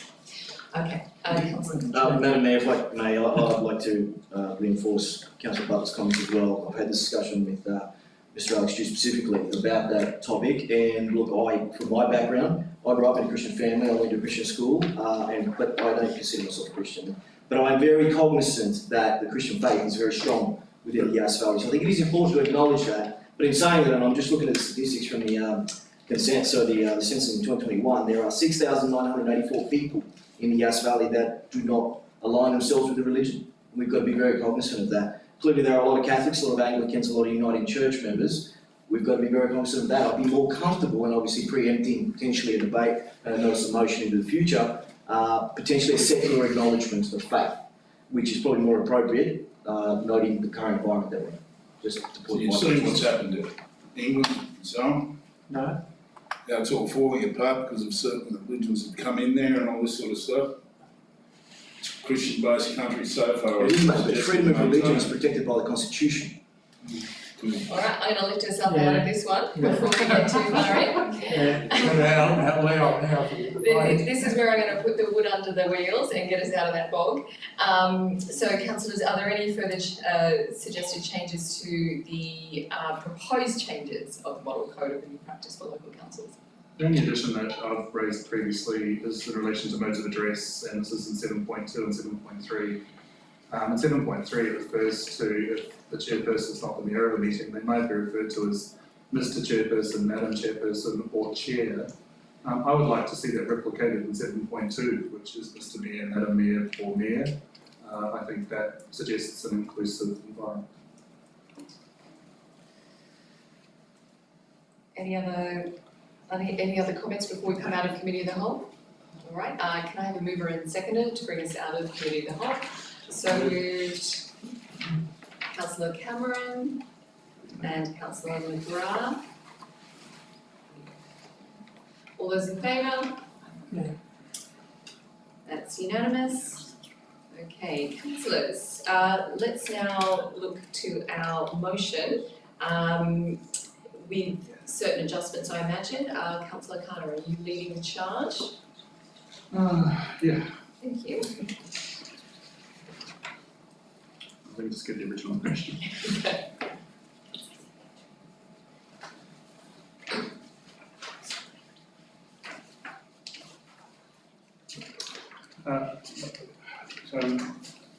It might make sense that we do this to 13 as well, we can do that after this, but I suspect that the recommendation will be something along the lines of, or the motion will be something along the lines of Council Rogers' submission to the New South Wales Office of Local Government based on the proposed changes to the Model Code of Practice. And I think my understanding is that there were at least 4, you weren't raising yours as a proposal, is that right? So I think Wasn't a consent. yes, so I think that would be as perhaps stated here, a disagreement and objection to the changes around attendance, which I believe is in 5.13, is that from memory? 5.13, 5.4, right? Personal attendance. Yes. It starts from Mine doesn't have clause 15.9. Yeah, okay, 15.1, okay, yeah, sure, sorry. So that would be the disagreement. Uh, So 15.19. Yeah. And fast forward in that section, so there's several clauses.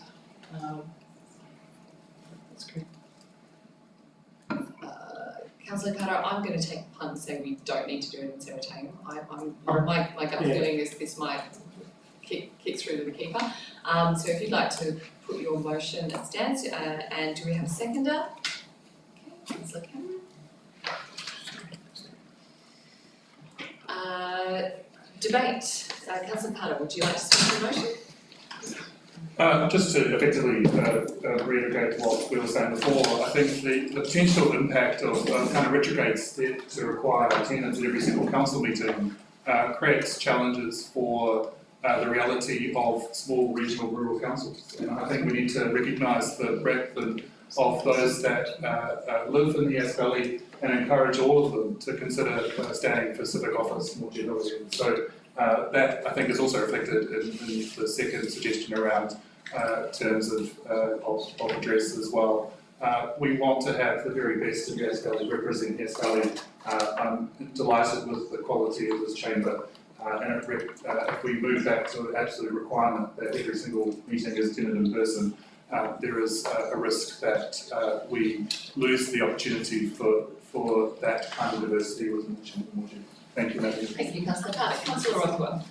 So, as far as I'm aware, there's only 2 genders, there's a Mr. and a Mrs. I think we should stick with that, what do you think? That's my opinion. Point of order. Didn't Councillor kind of wind it up? Sorry, no, we've only just put the motion, so we came out of committee of the whole, and now Councillor Carter has put his motion. This is just the beginning. Oh, So right. this is just the beginning. Sorry. Correct. I must be losing it. Yeah, I know, I'll be I going. can't understand why. We're very close to I wasn't on a the five-minute break. Sorry, going to our seconder of the motion, Councillor Cameron.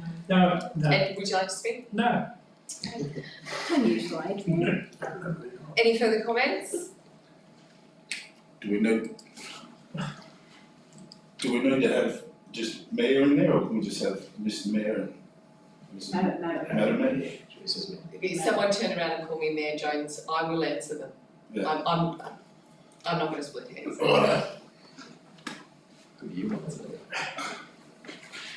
All right, councillors, I think the in-person attendance is something that we absolutely expect at our parliamentary level, and they are full-time employees. I note that we have the privilege of being at the coalface of our community, and you're also trying to hold down jobs, definitely trying to meet your family commitments, and I think a little a lump of the lemon is required from time to time. I would hate to see this be abused, but like anything, it can be any element can be abused. But I think we do need a bit of latitude, and I can make a motion to councillors. Prepare to vote. All those in favour?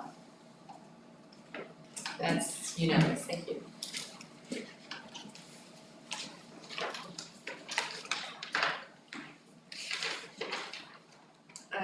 Councillors, moving on to the council committees.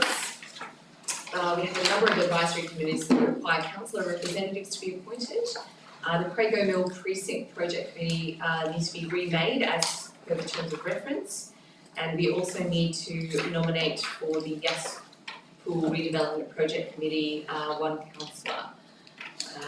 So councillors, do we have a nomination for the Yass Pool Redevelopment Project Committee, noting that Councillor Flannery has declined being unable to meet that commitment? For the pool. For the pool, is that correct? I thought I was on multiple committees, so I'm happy to be on the redevelopment committee. I just was a little bit confused. So leave me on it, and then the pool one. Leave me on the pool one. I'm sorry, but I must have missed. So through you, Madam Mayor, just to check I think you're the alternate on the other committees. Okay, well that was where I think that was where my question was going. Yeah, and I think we tried to clarify. And the broader question, was around reviewing all the committee structures, but that's not what we're voting on now, so I'm happy to be part of the redevelopment of the pool. So I think and apologies for the confusion. No, not a problem. So I think we can put a motion with only the number one item there, is that correct? So I think you could just withdraw that. Withdraw this number two. And having so we haven't swum in the Yass pool for the triathlon and almost drowning. It's a wonderful facility, and I think we should, and particularly men should use it more. Which is no reflection on the facility and No, and the facility, I got in and I thought, wow, this is great, until I started to speak to that. Okay, councillors, do I have a mover that the Crago Mill Precinct Project Committee be remade as per the terms of reference? So moved, Councillor McGrath and Butler. Do we have any speakers to it? Councillor Cameron. Yeah, I'd like to speak against it. I speak against it on a number of counts. I voted against it when it was initially set up. I just don't believe a committee of 15 people is a recipe for success. I think it's a recipe for failure. I really don't think it works. I don't think it's been a committee that has operated in an open and transparent way. The first meeting, everything that came out of it was confidential. There was nothing that came out of it that was public.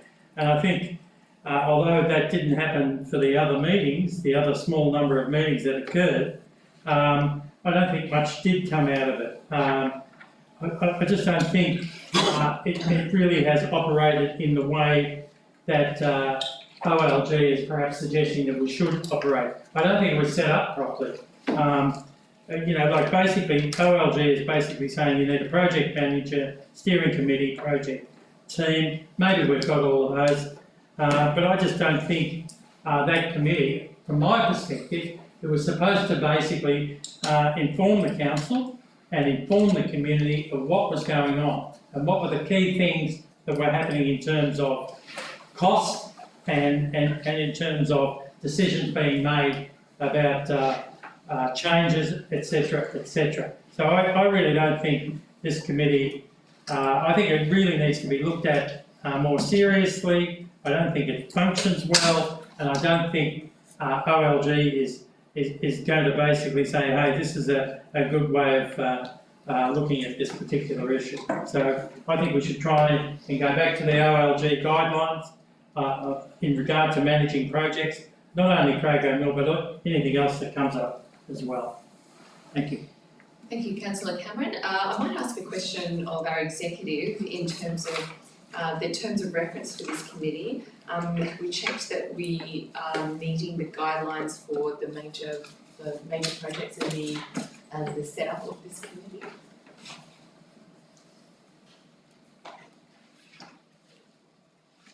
Through you, Madam Mayor, no, I cannot confirm that No, for you and take on board what you've said.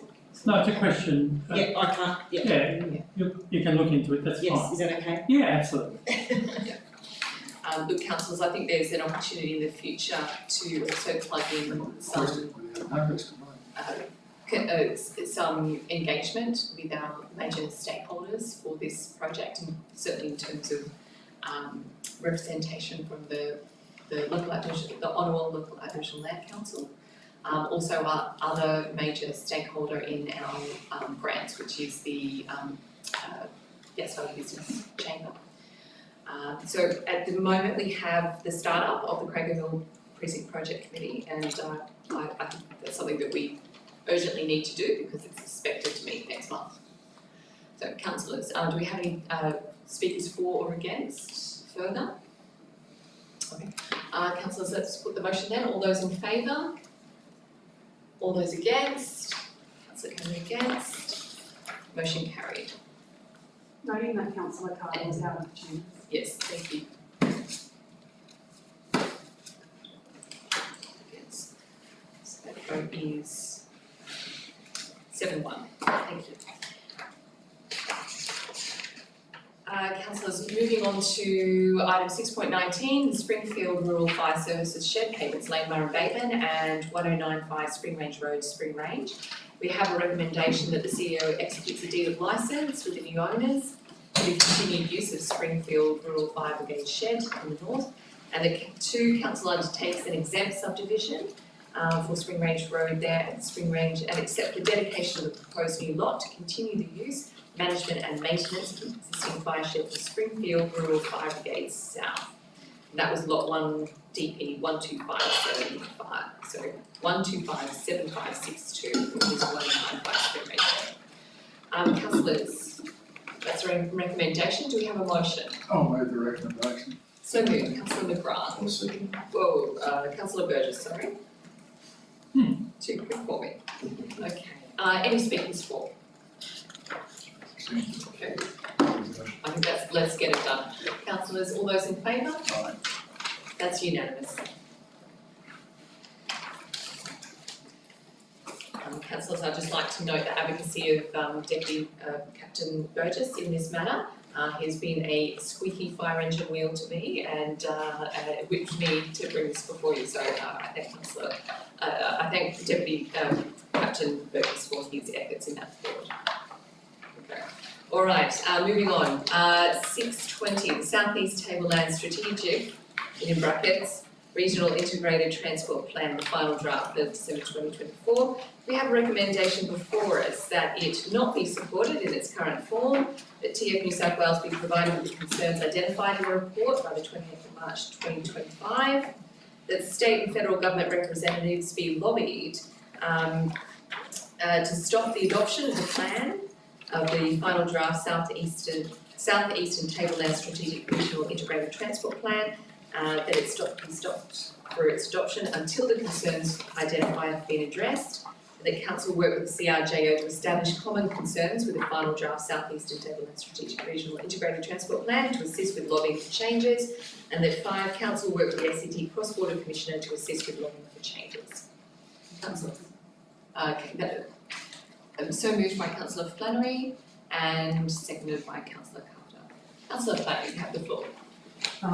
Yes, we attended a briefing given to us by Transport New South Wales, which was very disappointing, had really no recognition of our particular needs.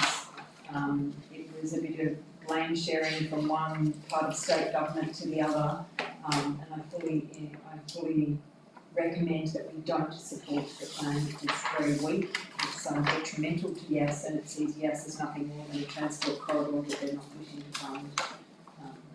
Thank you. Councillor Carter is the seconder. Thank you, Madam Mayor. Look, again, I think it reflects the point I was making earlier that we are beholden to some rather poor projection figures from the New South Wales Department of Planning. I mean, they're projecting our population in 2041 to be 20,684. Our own projections sit at 28,000. So this has significant impacts. The one that I'm most concerned about, in fact the two things that I'm most concerned about, is that Yass itself is not being identified as a strategic centre. This is despite the fact that in their own diagram of significant roads in the region, it seems that every road runs through Yass. And so by their own definition, that would seem to make it a strategic centre. And I think we really need to emphasise the number of federal highways, the number of state significant roads and other significant methods of roading as well that runs through this particular region. And we are, in that sense, really a hub. And I note that we're looking to work closely with both the CRGO and the ACT Cross-Border Commissioner. We are a gateway for every single person running into that particular space. And so we want to make that both a safe environment for those that wish to travel through our particular community, but also safe for our own residents as well. And so I wholeheartedly endorse the comments of Councillor Flannery with respect to just being kind of overseen entirely. The one thing that I'd like to emphasise, though, that we should consider for our report is the wording in that particular briefing session by the representatives from Transport New South Wales. They themselves stated that in their estimation, the bypass for the bypass for Murray abatement should be the highest priority within that, yet it barely regrets a mention within their own documentation. I think we need to be quoting that particular individual, and I think we need to be arguing that for both the safety of the Murray abatement community and also for relevant questions around development of the settlement strategy more specifically for Murray abatement, we need to be agitating for that upgrade to the Barton Highway. We need to be agitating for ongoing support for roading in our region, and we need to be considered a strategic centre for New South Wales transport. Thank you, Councillor Carter.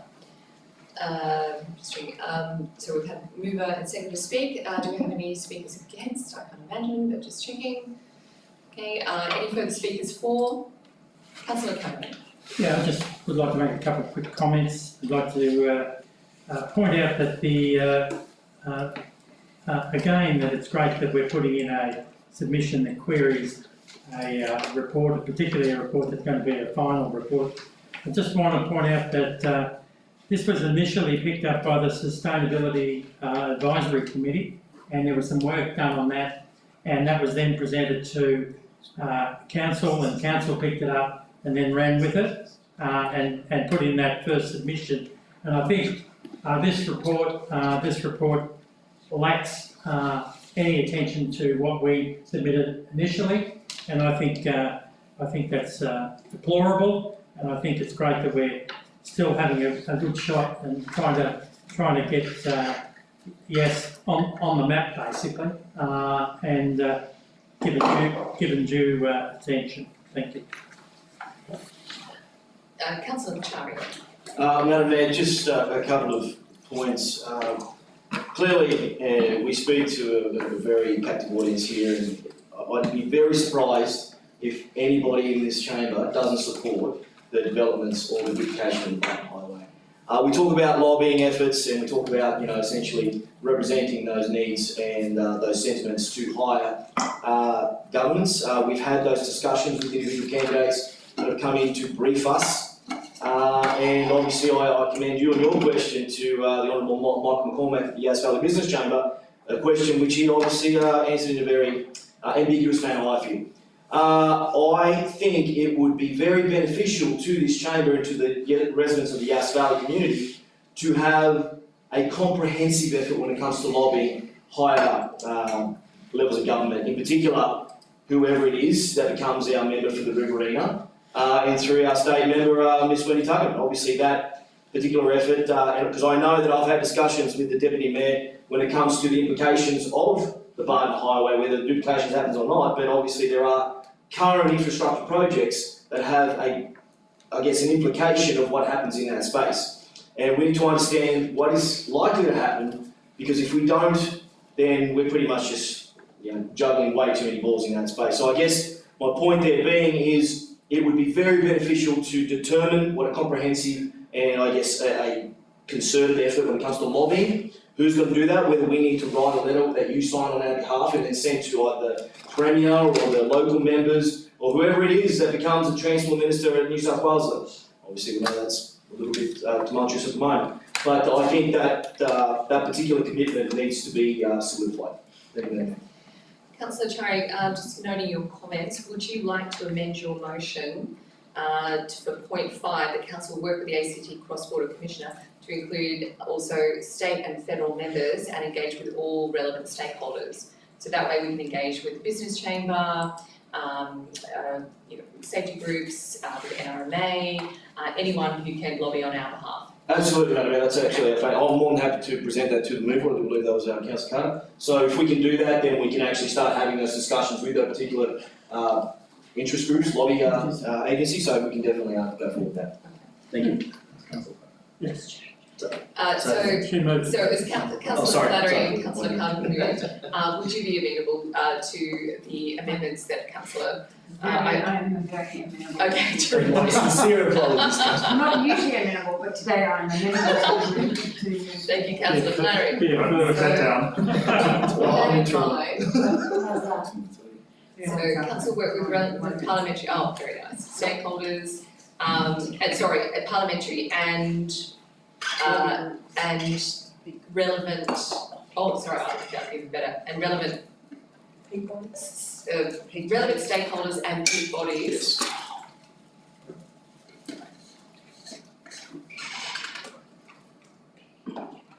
I'm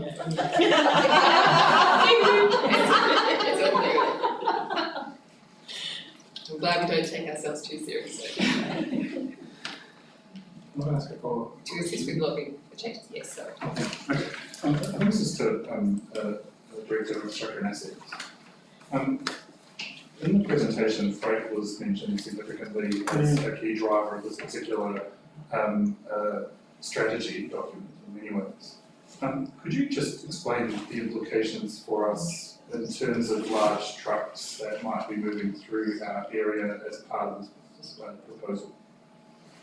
Through you, Madam Mayor, yes, as part of the briefing session, we provided information that the intent is to increase some of the loads of some of the vehicles and sizes of the heavy vehicles travelling through the region, including not only their state roads but also regional roads as well, which are going to have an impact on our own infrastructure, including the first and last mile implications, which we have mentioned in the report.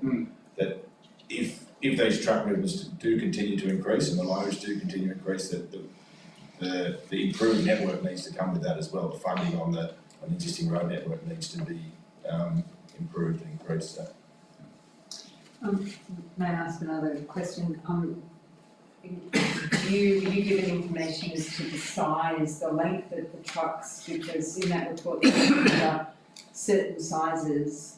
I just didn't, I don't have my notes here. I think the gentleman said they're at, how many metres long is the longest truck? How many metres is that?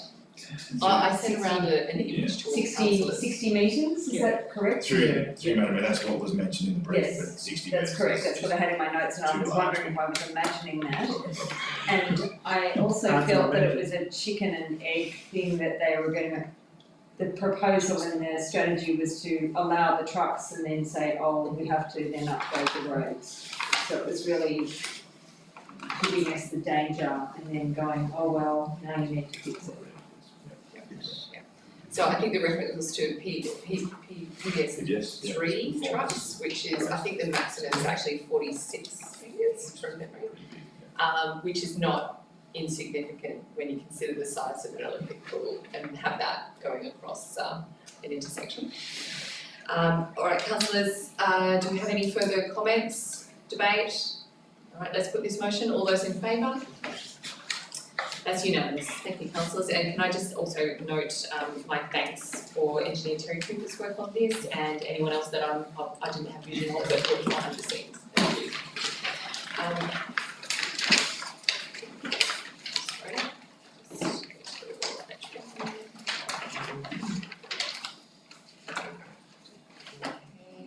Now we are going on to item 6.21, the Murray Bateman BMX Pump Track Focus Group nominations. We will need to nominate a councillor before moving the rest into confidential, I believe. So let's just get up to that. Thank you, councillors. So if we could have a nomination for 3 councillors. I would nominate Councillor Cherry, Councillor Rothwell, Councillor Deputy and Councillor Butler for that secretary. Do the nominees accept that nomination? We do. Yes, ma'am. Fantastic. Any further nominations? All right. Yes. Are we, can we block move, 621, 2223, 2425? We're going to after this. Well, I'm assuming we're going to, I hope we are.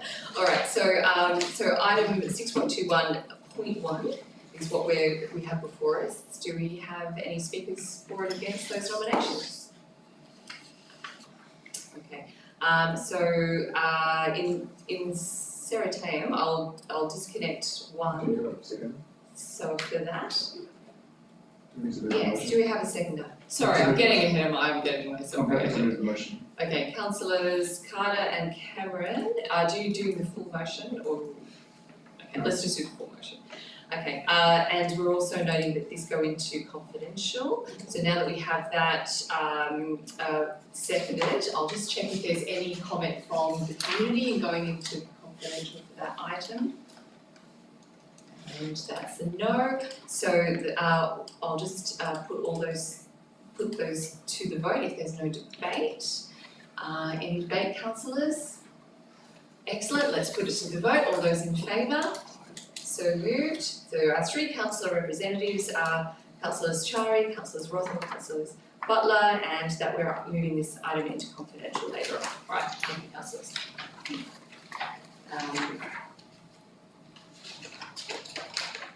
Next item, 6.22. Sorry, wait. So we have items. We need to move to confidential. No, first we need to block move items 6.22, 6.23, 6.24 and 6.25 to confidential. Do I have a mover? Councillor Butler, Councillor Carter, is that right? Sorry, Councillor Butler, did you move that? Okay. Okay. All right. Do you have any debate on those going into confidential? All those in favour? Unanimous to go into confidential for those. We have no notice of motion. We have questions with notice 8.1 through to 8.3. Councillors, would you like to block move that we note questions 8.1, 8.2, 8.3? Okay, do I have a mover? Councillor Butler. Councillor Flannery. Any comments or debate on moving those? Councillor Cameron. I'll just make a comment. It's fine by me that they're noted. I just want to say a couple of quick things. I'll be quick. 8.1 about FOGO. I'll just draw to your attention that we were told in the Sustainability Committee, when we raised the issue of FOGO, that this was going to go to Crojo to get some sort of general sort of regional response. It's taken 14 months to get where we could have been probably the next day, where we could have started to do something ourselves. And so, although there was supposed to be cost efficiencies, basically it just meant that we still haven't done this particular activity. It's still taking forever to get anything done on this particular issue. And I think we need to have a bit of a think about why that occurred. Can I just make a point? Councillor Cameron, I will have to hold you up there because we can't actually debate the questions with notice, but if you have a further question or a notice of motion, I would suggest that be lodged for the next meeting to bring forward some business for the council. Yes, I am querying the fact that you can't make a comment on a question with notice. Is that what you're saying? I am. Okay. It's my understanding under the meeting code of practice, but I'll phone a friend. If I could just through the acting. Well, it hasn't been, can I make the point that it hasn't been usual practice in the last 3.5 years? I know that. Need to bring a motion forward. So if I you'd didn't like, hear that. you'd need to bring a motion forward to stand and bring the business into the into the business papers for debate. We can only really note the answers, but should you see an opportunity to bring forward a notice of motion based on the answers, I would recommend you do so. So you can put in a notice of motion after the business papers have been published? I'm suggesting for the March meeting. Forward now, because Okay. this matter has already been included in the business of this meeting. And it relates directly, so if you have something that you're prepared to put forward. So I can put a notice of motion, but I can't make a comment?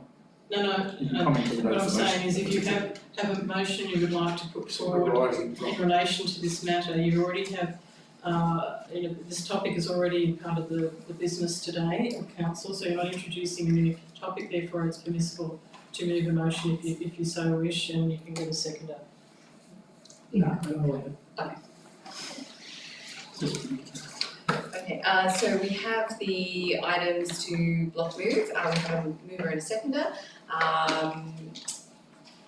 Councillors, are you prepared to vote? Okay.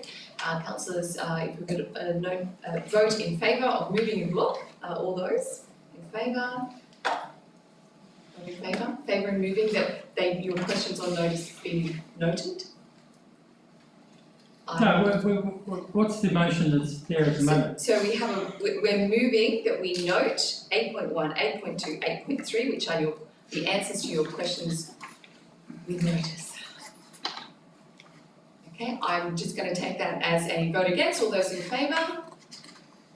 Okay. Thank you, councillors. Noted, vote against for Councillor Cameron. Okay, moving on to the minutes and recommendations of the council committees. We have 9.1, 9.2, 9.3. Councillors, would you like to block move those, or do you have particular items you'd like to speak to?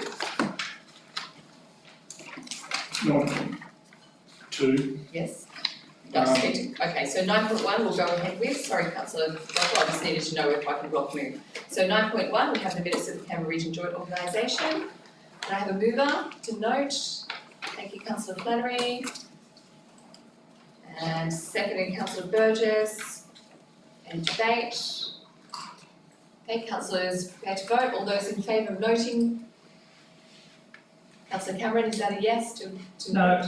Not? No. Okay. Councillor Cameron voting against the CRJO noting the minutes there. Okay, moving on to 9.2. Minutes of the Local Traffic Committee held on the 4th of February 2025. Yeah, so Councillor Rothwell. Sergeant Matty Carroll. Sorry, I'll get you to stand up. Thank you, Councillor Rothwell. All good. Matty Carroll has asked for the bus time zones to be changed and hatching to take place on the road outside of Mount Darwin.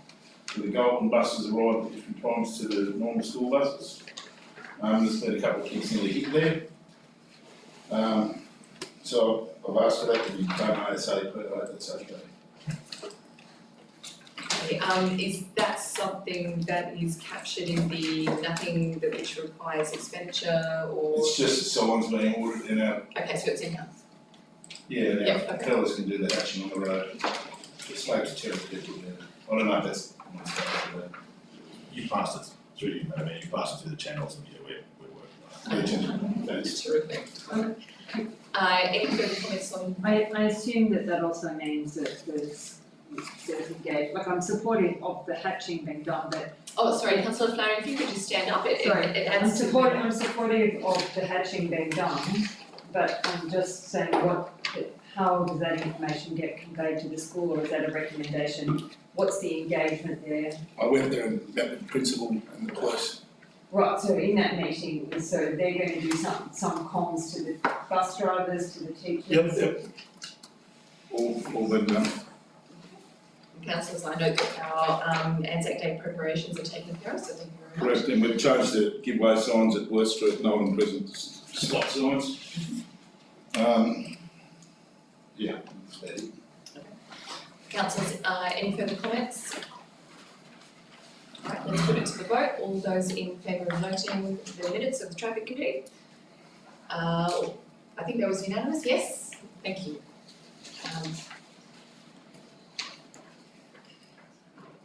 Moving on to 9.3, the Yass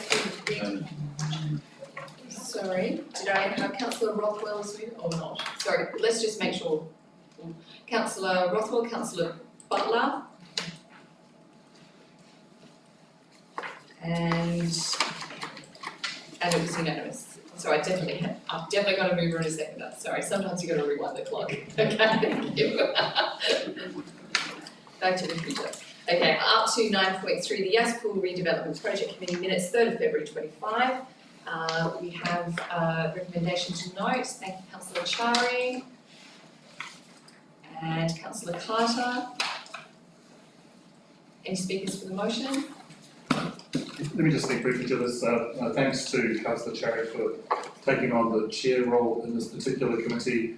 I want to thank the members of the committee for their commitment to both the discussion, their honesty about their desires in particular space, and also the reality of the particular situations.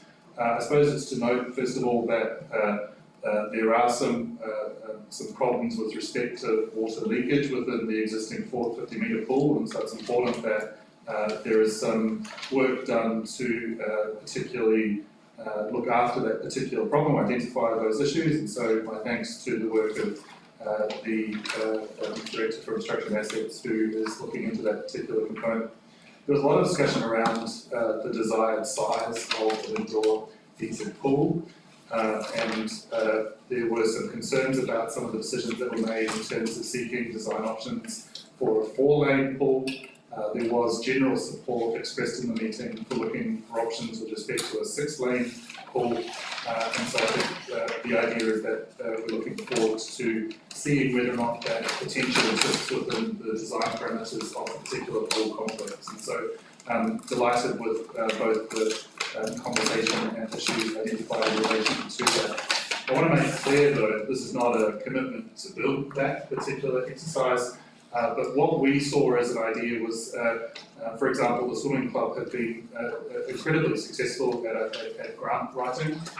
They've managed to identify and receive grant access with respect to being able to heat the pool, which should extend the swimming season by at least a month on each end, which I think is of benefit to the community more generally. But also, but of course, the heating required new and improved electrical connections, and so they have sought a grant to be able to fund that as well. So, you know, good with one hand, but hopefully the other hand materialises to support that particular initiative. The general point here, of course, is that we think it's beneficial to get to at least some sort of design stage. Often there are opportunities with respect to federal MPs, with respect to state elections, the like to say, and other potential funders, we have options, we're ready to go. And so we think there might be ways to think about using and facilitating what is an important development for our region through political means as well. So having a plan will certainly help us to be able to move forward to that particular stage. So my thanks to the representatives on the committee, my thanks to Councillor Cherry for the chairpersonship, as well as to the Director of Infrastructure and Assets and other staff for their interest in this particular item. Thank you, Councillor Carter. Do we have any further speakers? Just very quickly, Madam Mayor, I'd like to reiterate the points that Councillor Carter just raised. I'd like to, in public forum, and for those listening in and online or watching later on, the members of the committee from the Yass Swim Club and from the community are fantastic. Their enthusiasm is great to see. They understand the reality that we're under when it comes to financial pressures on this council. and they're fully realistic on the expectations as well, and I really commend them on being very forward-leaning with that. In spite of those constraints, they're still very keen to go ahead. Clearly, their grant that they received recently for a significant amount of money, I do believe it was $250,000, thereabouts, it just really reiterates the level of enthusiasm that is there. Obviously, you personally, Madam Mayor, been involved in this discussion for a very lengthy amount of time. And I know that this is not the first time that a redevelopment committee for the Yass pool has been convened. So I am under no disillusion that there are certain expectations from the community. And obviously, myself, Councillor Carter, and now Councillor Failure, I assume, very committed to at least lean forward and gain momentum in that space, in line with what the expectations are driven by the committee and obviously resolutions in the council. But I'd just like to reiterate, I really appreciate the level of enthusiasm, the level of commitment and the collaborative nature of the members of the committee after our very first meeting. And to the director, obviously, and the members of the staff that were there, I really appreciate your input as well. Thank you. Councillors, I will make a very brief comment. It was presented to council quite a long time ago, easily over 5 years ago, that the Olympic pool had reached its end of life. I think the stitch in time that saves 9 is upon us in terms of hopefully addressing the issues that the leak could cause. I think we've seen demonstrations of that with other pools. We're not in a unique situation. I think this Councillor Cameron has spoken to this a number of times, that this is something that probably warrants state or federal intervention, because we have so many memorial pools that were created at about the same time in honour of our soldiers and with funds raised by the community. So this is something that, at the very least, the redevelopment of the Olympic pool will become a pressing issue because it already has a ticking clock on it in terms of the damage that could be done. So I commend the motion and thank the committee for its work. Do we have any further comments or debate? Let's put the motion. All those in favour? That's unanimous. Thank you. Councillors, that concludes the items in the public domain. The following matters are classified as confidential. We considered in the closed meeting of council in accordance with section 10A2 as they deal with commercial or personnel and legal matters.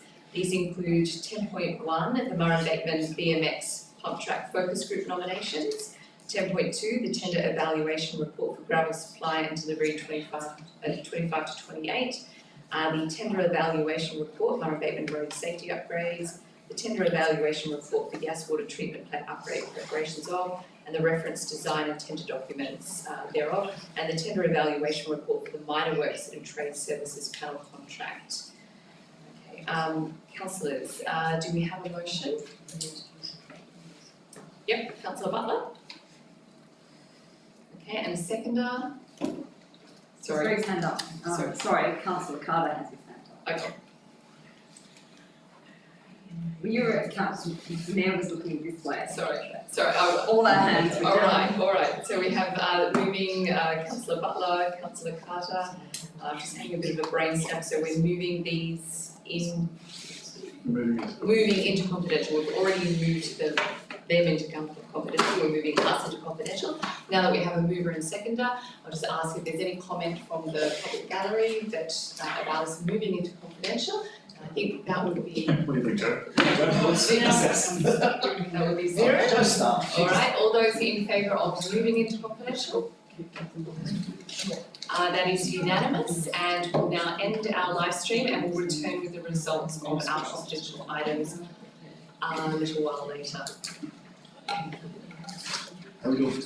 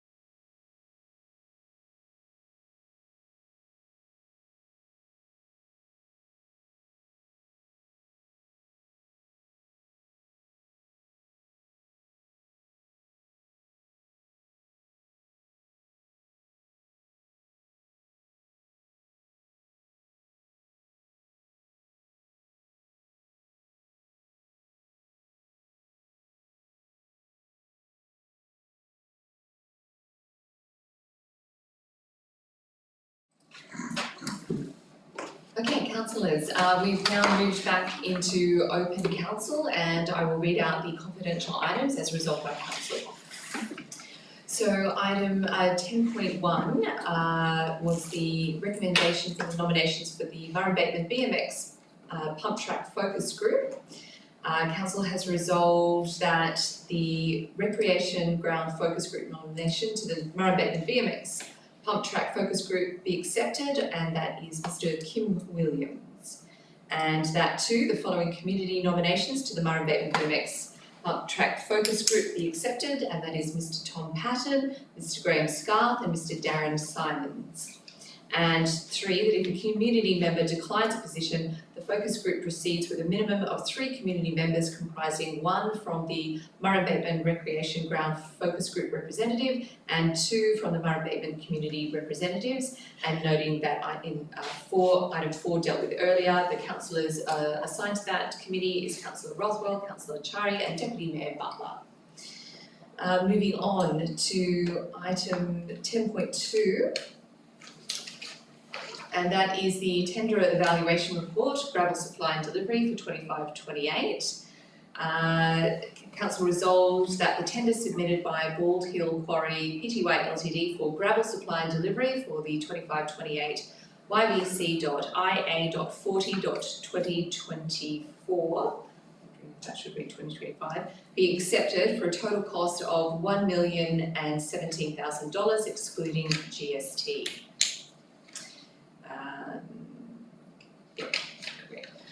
Moving on to item 10.3. And that is the tender evaluation report for Murray Bateman Road safety upgrades. Council resolved that the tender submitted by Denrith Pty Ltd under contract YVC IA 42.2024 Murray Bateman Road safety works be accepted for a total cost of $799,776.02 be accepted. Moving on to item 10.4. The tender evaluation report for the Yass water treatment plant upgrade, preparation of reference design and tender documents, YVC IA 32/2024. That the tender from Becker Hunter H2O for $969,240.79 excluding GST be accepted for the Yass water treatment plant upgrade, preparation of reference design and tender documents for contract YVC IA 32/2024 be accepted, and that a provisional sum of $86,925.24 excluding GST be allocated to this project. Moving on to 10.5. For tender evaluation report, minor works and trade service panel contract. The recommendation was resolved unanimously that the council award SPT 35/24/25 CRJO minor works and trade services panel contract to the tender as provided in the table.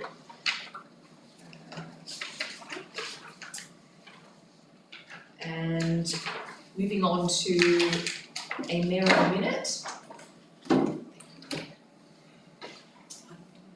Item 10.6, as moved by myself and Councillor Carter and resolved unanimously, the mayoral minute, recruitment of Chief Executive Officer and appointing of the Acting Chief Executive Officer. Council resolved that 1, we receive and note this confidential mayoral minute, that 2, we receive and note the selection report from Capstone Recruitment, 3, appoint subject to the successful completion of relevant background, medical and eligibility checks the preferred candidate to the Chief Executive Officer role on a 5-year fixed-term performance-based contract. And 4, delegate to the Mayor to negotiate and finalise the contract provisions, including the total remuneration package with the preferred candidate and any other matters relevant to the onboarding of the Chief Executive Officer. And 5, note the confidentiality of the information, including documentation and consideration of this item in respect of the Chief Executive Officer recruitment and selection process, and ensure it is maintained. 6, on completion of the recruitment process, the Mayor, myself, advise the name and relevant details of the Chief Executive Officer.